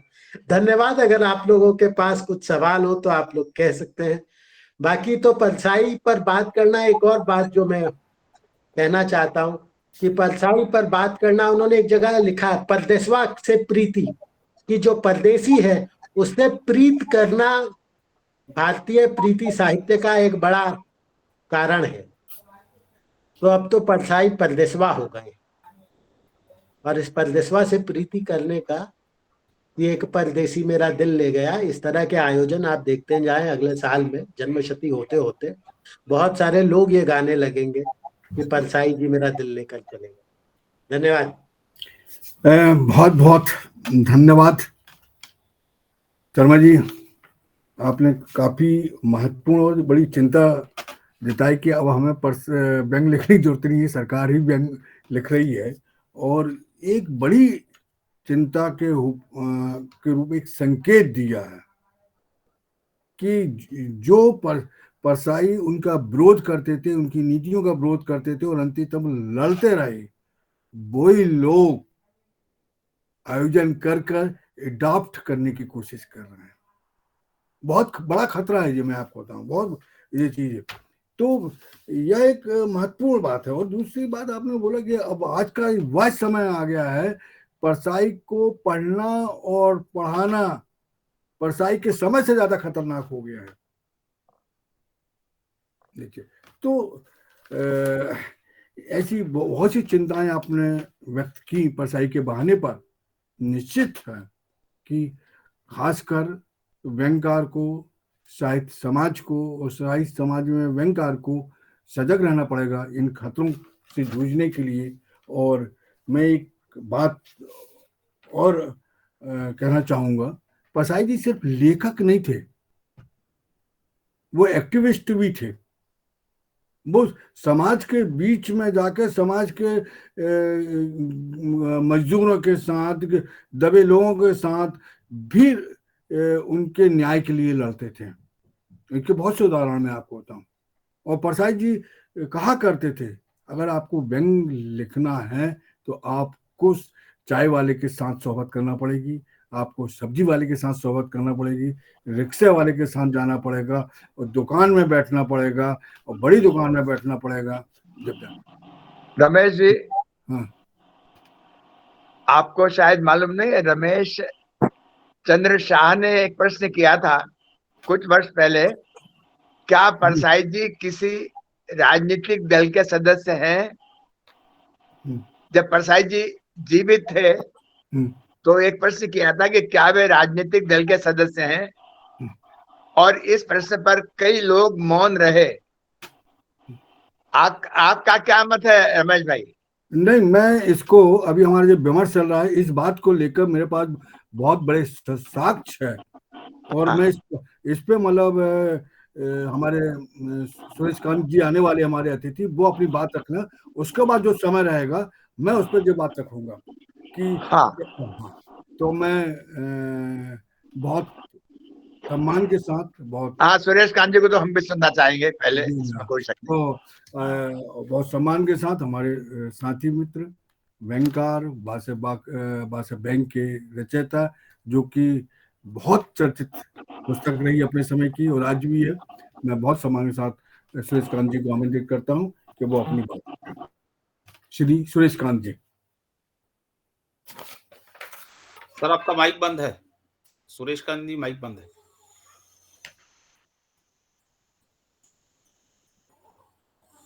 आपका ऑडियो ऑन करिए। अभी नहीं हुआ।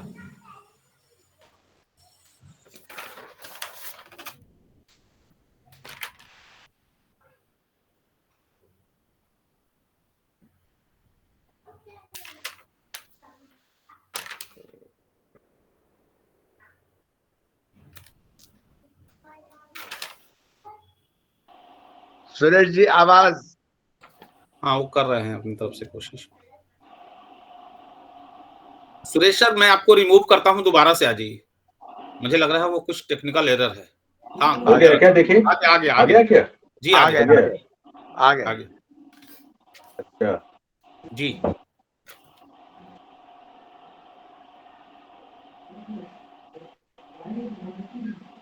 खैर, कुछ मुझे तकनीकी अब मैं इसमें वो नहीं हूँ। मेरी आवाज आ रही है?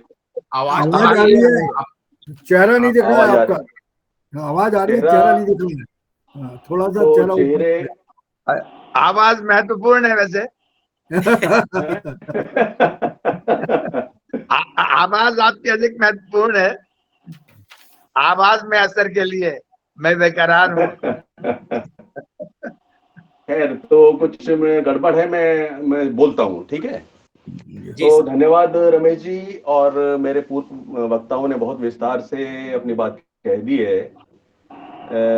इसलिए मैं उतने विस्तार में नहीं जाऊंगा, समय भी हो रहा है, पर फिर भी कुछ महत्वपूर्ण बातें अगर कहने की कोशिश करूंगा ये विषय से संबंधित। देखिए, पहले तो मैं आपको साधुवाद देता हूं कि आप परसाई पर ये नियमित कार्यक्रम कर रहे हैं। ये बहुत जरूरी है कि हम अपने अग्रजों को पढ़ें, समय समय पर पढ़ते रहें। वो उससे हमें ये लाभ होता है कि हमें ये पता चलता है कि अगर हम व्यंग्य लिख रहे हैं तो व्यंग्य की सफलता का बेंचमार्क क्या है। अगर परसाई इतने प्रसिद्ध हैं तो क्यों हुए, कैसे हुए, क्या उनकी खास बात है। जब तक हम उनको पढ़ेंगे नहीं तब तक ये हम नहीं जान पाएंगे, और उन पर चर्चा नहीं करेंगे तो हम उनको जान नहीं पाएंगे। खतरे बहुत हैं पढ़ने के, ये सब ठीक है, और सरकार या सत्ता कहना चाहिए, सत्ता में अपने विरोध को खत्म करने की बहुत बहुत सी तरकीबें होती हैं, उसके पास बहुत से उपाय होते हैं। एक उपाय है उसको अपना बना लेना, जिसका भी नवनीत जी ने जिक्र किया था। आप विरोध करते ही है पहले, लेकिन जब किसी भी तरीके से वो काबू में ना आए तो उसे फिर अपना कह दीजिए। ऐसा अनेक मामलों में हुआ है। आप देखिए, पहले आप बुद्ध को लीजिए, बुद्ध का इतना विरोध हुआ इस देश में, बहुत धर्मी समाप्त हो गया, लेकिन फिर जब काम नहीं चला तो हमने उनको अपना अवतार बता दिया, और जब अवतार बता दिया तो मामला खत्म हो गया। ऐसे अनेक उदाहरण आपको मिलेंगे। ऐसे परसाई के साथ भी है या व्यंग्य के साथ भी है। आप देखिए, व्यंग्य को सत्ता पुरस्कृत करती है। अब अपने ही खिलाफ लिखी गई बात को, अपने खिलाफ लिखे गए व्यंग्य को सत्ता पुरस्कृत करती है, तो इसका क्या मतलब है? इसका मतलब यह है कि इसका मतलब यह है कि वो ये मानती है कि ये बहुत अच्छा लिखा है इन्होंने और हमें ऐसा करना चाहिए। ऐसा तो है नहीं, क्योंकि वो बदल तो जाती नहीं है वो, लेकिन फिर भी पुरस्कृत करती है। इसका मतलब यही है कि आप पुरस्कृत कर दिया है, अब आप शांत रहिए, और लोग शांत हो भी जाते हैं। मुझे इस समय जो संकट दिखाई देता है व्यंग्य और व्यंग्यकारों को लेकर के, वो ऐसा नहीं है कि लोगों में साहस नहीं है। सच बात यह है कि लोग वैसे ही हैं। मतलब मैं व्यंग्यकारों के बारे में बात कर रहा हूं, ऐसा नहीं, मेरे विचार से ये गलत भी हो सकता है, लेकिन मैं फिर भी ये कहना चाहूंगा कि ऐसा नहीं है कि ऐसा कम है कि व्यंग्यकारों में साहस नहीं है। सच बात यह है कि व्यंग्यकार ही ऐसे हैं, ऐसे ही व्यंग्यकार आज हैं जो ये कहते हैं कि साहब राजनीति पर नहीं लिखना चाहिए, हमें एक्टिविस्ट नहीं होना चाहिए, हमें दूर रहना चाहिए इन चीजों से, हमें तटस्थ रहना चाहिए। जबकि आप देखें परसाई को, अगर आप देखें तो उन्होंने बार बार इन सब चीजों के बारे में, अगर हम चाहते हैं कि परसाई जैसा बने, और परसाई ध्यान रखिए एक बेंचमार्क है, और मैं यहां तक कह सकता हूं कि अगर परसाई नहीं हुए होते तो शायद व्यंग्य आज जिस रूप में हमें मिलता है वो नहीं मिलता, क्योंकि फिर उनके बाद आने वाले या उनके साथ आने वाले व्यंग्यकार भी नहीं होते, क्योंकि ये विरासत है, ये साथ में लेके, ये पिछली विरासत को साथ में लेके आगे बढ़ता है, तब आदमी समृद्ध होता है। तो परसाई बार बार कहते हैं इसको लेकर के, और अभी जैसे कि जोशी जी ने ये प्रश्न उठाया कि साहब वो पार्टी से संबद्ध थे या नहीं थे, इसके बारे में परसाई ने खुद भी लिखा है, बहुत लिखा है। और जैसे उदाहरण के लिए मैं एक दो उदाहरण देना चाहूंगा आपको उन्हीं के ही।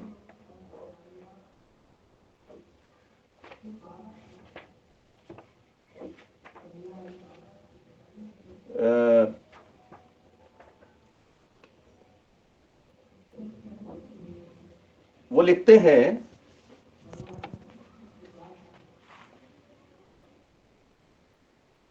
आंखन देखी में उद्धृत किया कमला प्रसाद जी ने कि आत्मकथ्य को, ये इनका जो आत्मकथ्य है शायद ये कहीं और भी होगा, किसी अन्य किताब में भी होगा। उसमें वो लिखते हैं कि एक ही बात की व्याख्या भिन्न भिन्न लोगों के लिए भिन्न भिन्न होती है, इसलिए एक विचारधारा जरूरी है जिससे जीवन का ठीक विश्लेषण हो सके और ठीक निष्कर्षों पर पहुंचा जा सके। इसके बिना लेखक गलत निष्कर्षों का शिकार हो जाता है। मेरा विश्वास मार्क्सवाद में है। इस बौद्धिक विश्वास के साथ ही मेरी संवेदना भी तय हो जाती है। यहीं से प्रतिबद्ध लेखन का विवादास्पद प्रश्न खड़ा हो जाता है। प्रतिबद्ध लेखन को जो पार्टी लेखन मानते हैं वे अनजाने या जानबूझकर भूल करते हैं। प्रतिबद्धता एक गहरी चीज है जो इस बात से तय होती है कि समाज में जो द्वंद्व है उसमें लेखक किस तरफ खड़ा है, पीड़ितों के साथ या पीड़कों के साथ। कोई यह स्वीकार नहीं करेगा कि वह पीड़कों के साथ है, स्वीकार तो कोई भी नहीं करेगा, लेकिन यदि वह अपने को किनारे की या बीच की स्थिति में रख लेता है, जिसे हम तटस्थ कहते हैं, तो निश्चित रूप से पीड़कों का साथ देता है। अपने पक्ष के निर्वाचन से कोई बचाव नहीं सिवा छल के, ये परसाई ने लिखा है। तो ये स्पष्ट है। और हम ये भी जानते हैं कि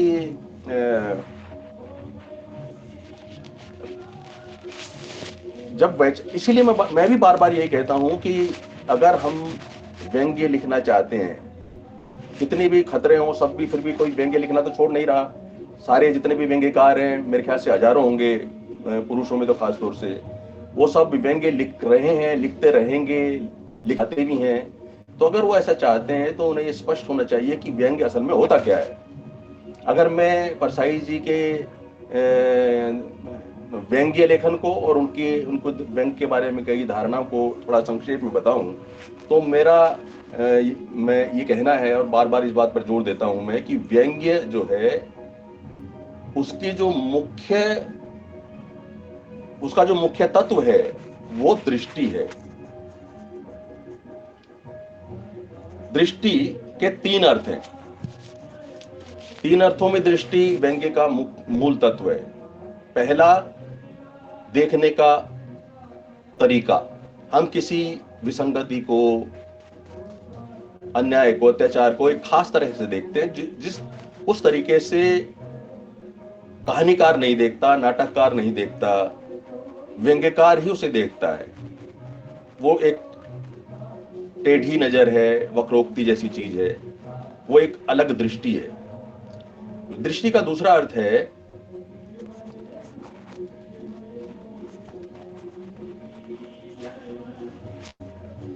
दृष्टिकोण, नजरिया, यानी आप किसके साथ खड़े हैं, अत्याचारी के साथ खड़े हैं या अत्याचार जिन पे किया जा रहा है उनके साथ खड़े हैं, शोषकों के साथ खड़े हैं, शोषितों के साथ खड़े हैं, ये नजरिया।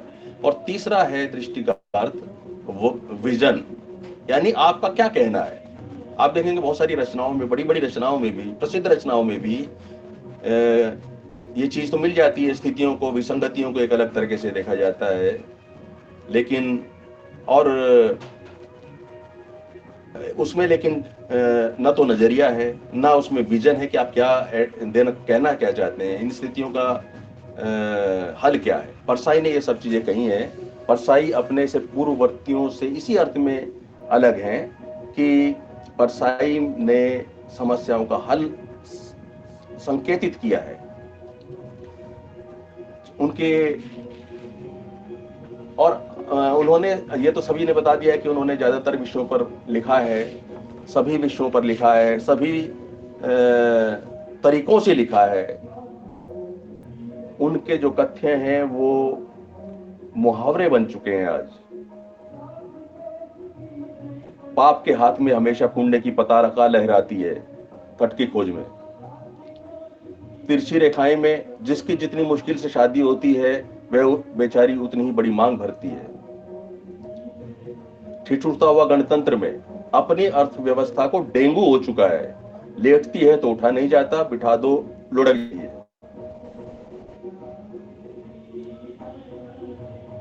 सदाचार का ताबीज में हारा हुआ राजा रनिवास में जाता है और हारा हुआ नेता अध्यात्म में।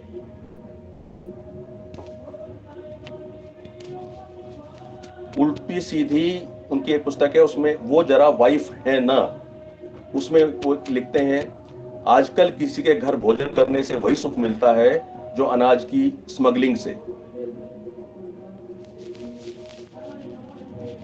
हनुमान की रेल यात्रा में भी लिखते हैं, नियम है कि जो मां बेटे को जितना प्यार करती है, बहू को उतना ही दुख देती है।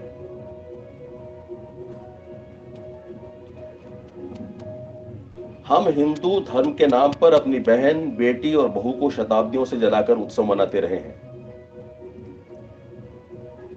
यह धर्म प्राण देश है, यहाँ सांप को भी दूध पिलाया जाता है, यहाँ अपराधी को दंड कैसे मिल सकता है।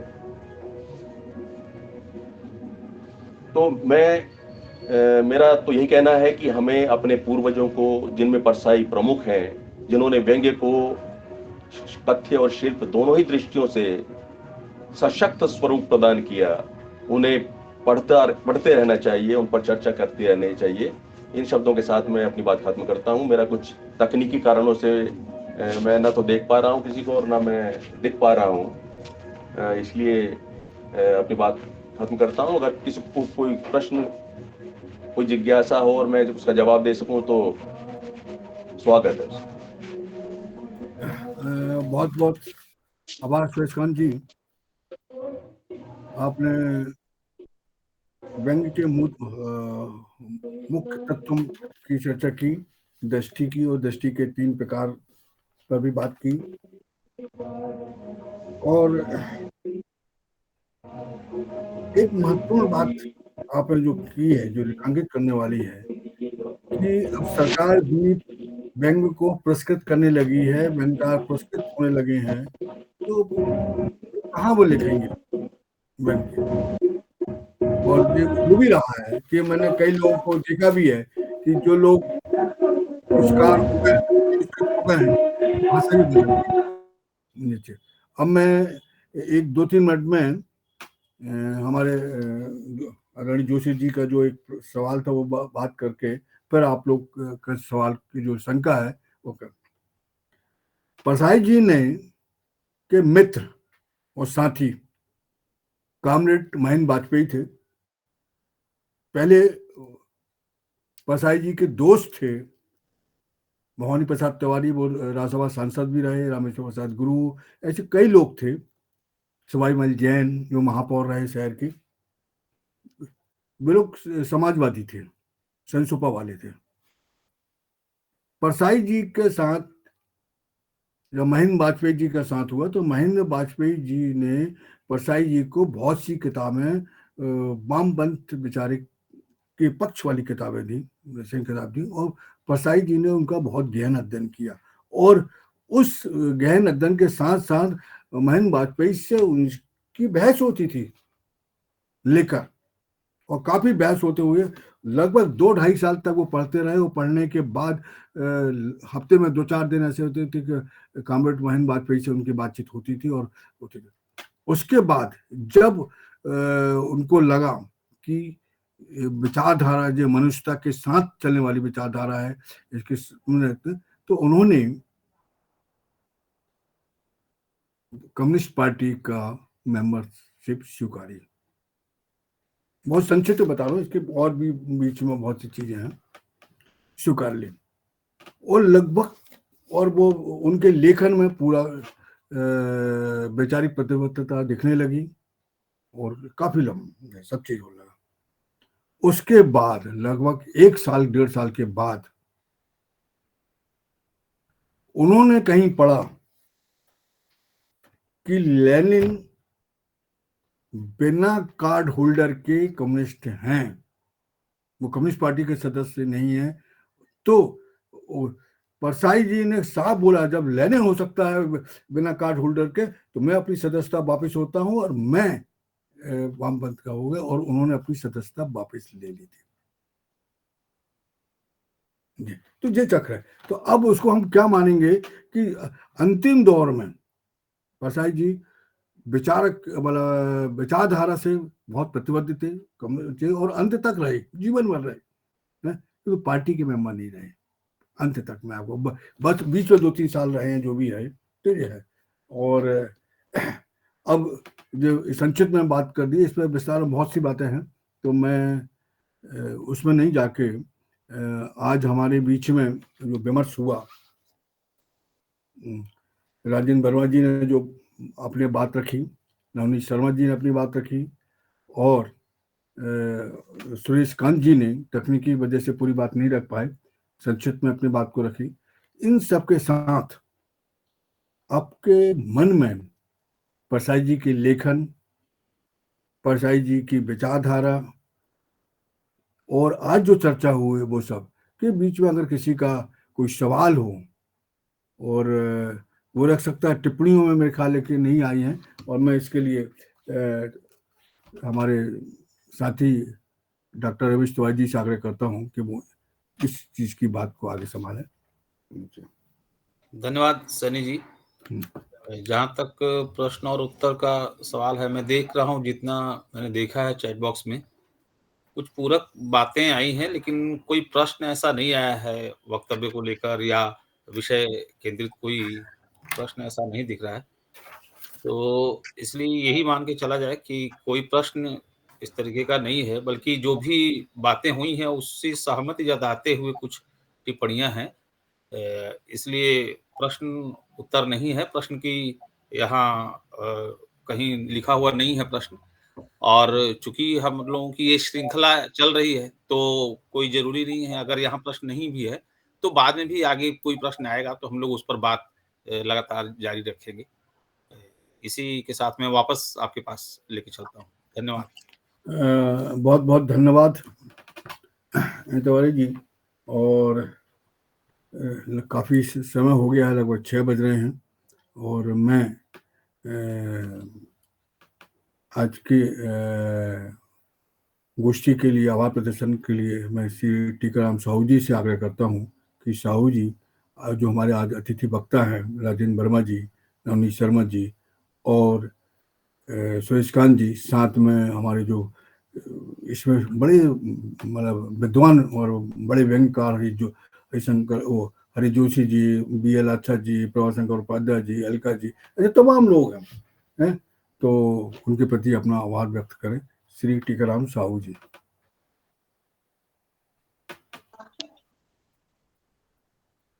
हाँ, नमस्कार सभी को, मेरा नमस्कार जी। नमस्कार। आज व्यंगधारा समूह की 147वीं व्यंग विमर्श गोष्ठी में परसाई का व्यंग और उनका समय, इस विषय पर हमारे बीच 3 विद्वान वक्ताओं ने अपनी बात रखी, जिनमें श्री राजेंद्र वर्मा जी, डॉक्टर नवनीत शर्मा जी और डॉक्टर सुरेश कांत जी ने अपनी अपनी बातें रखी कि किस तरह परसाई जी ने अपने समय के साथ मुठभेड़ करते हुए व्यंग लेखन किया और सभी पहलुओं को छूते हुए कोई विषय ऐसा नहीं रहा जो अछूता हो इस तरीके से।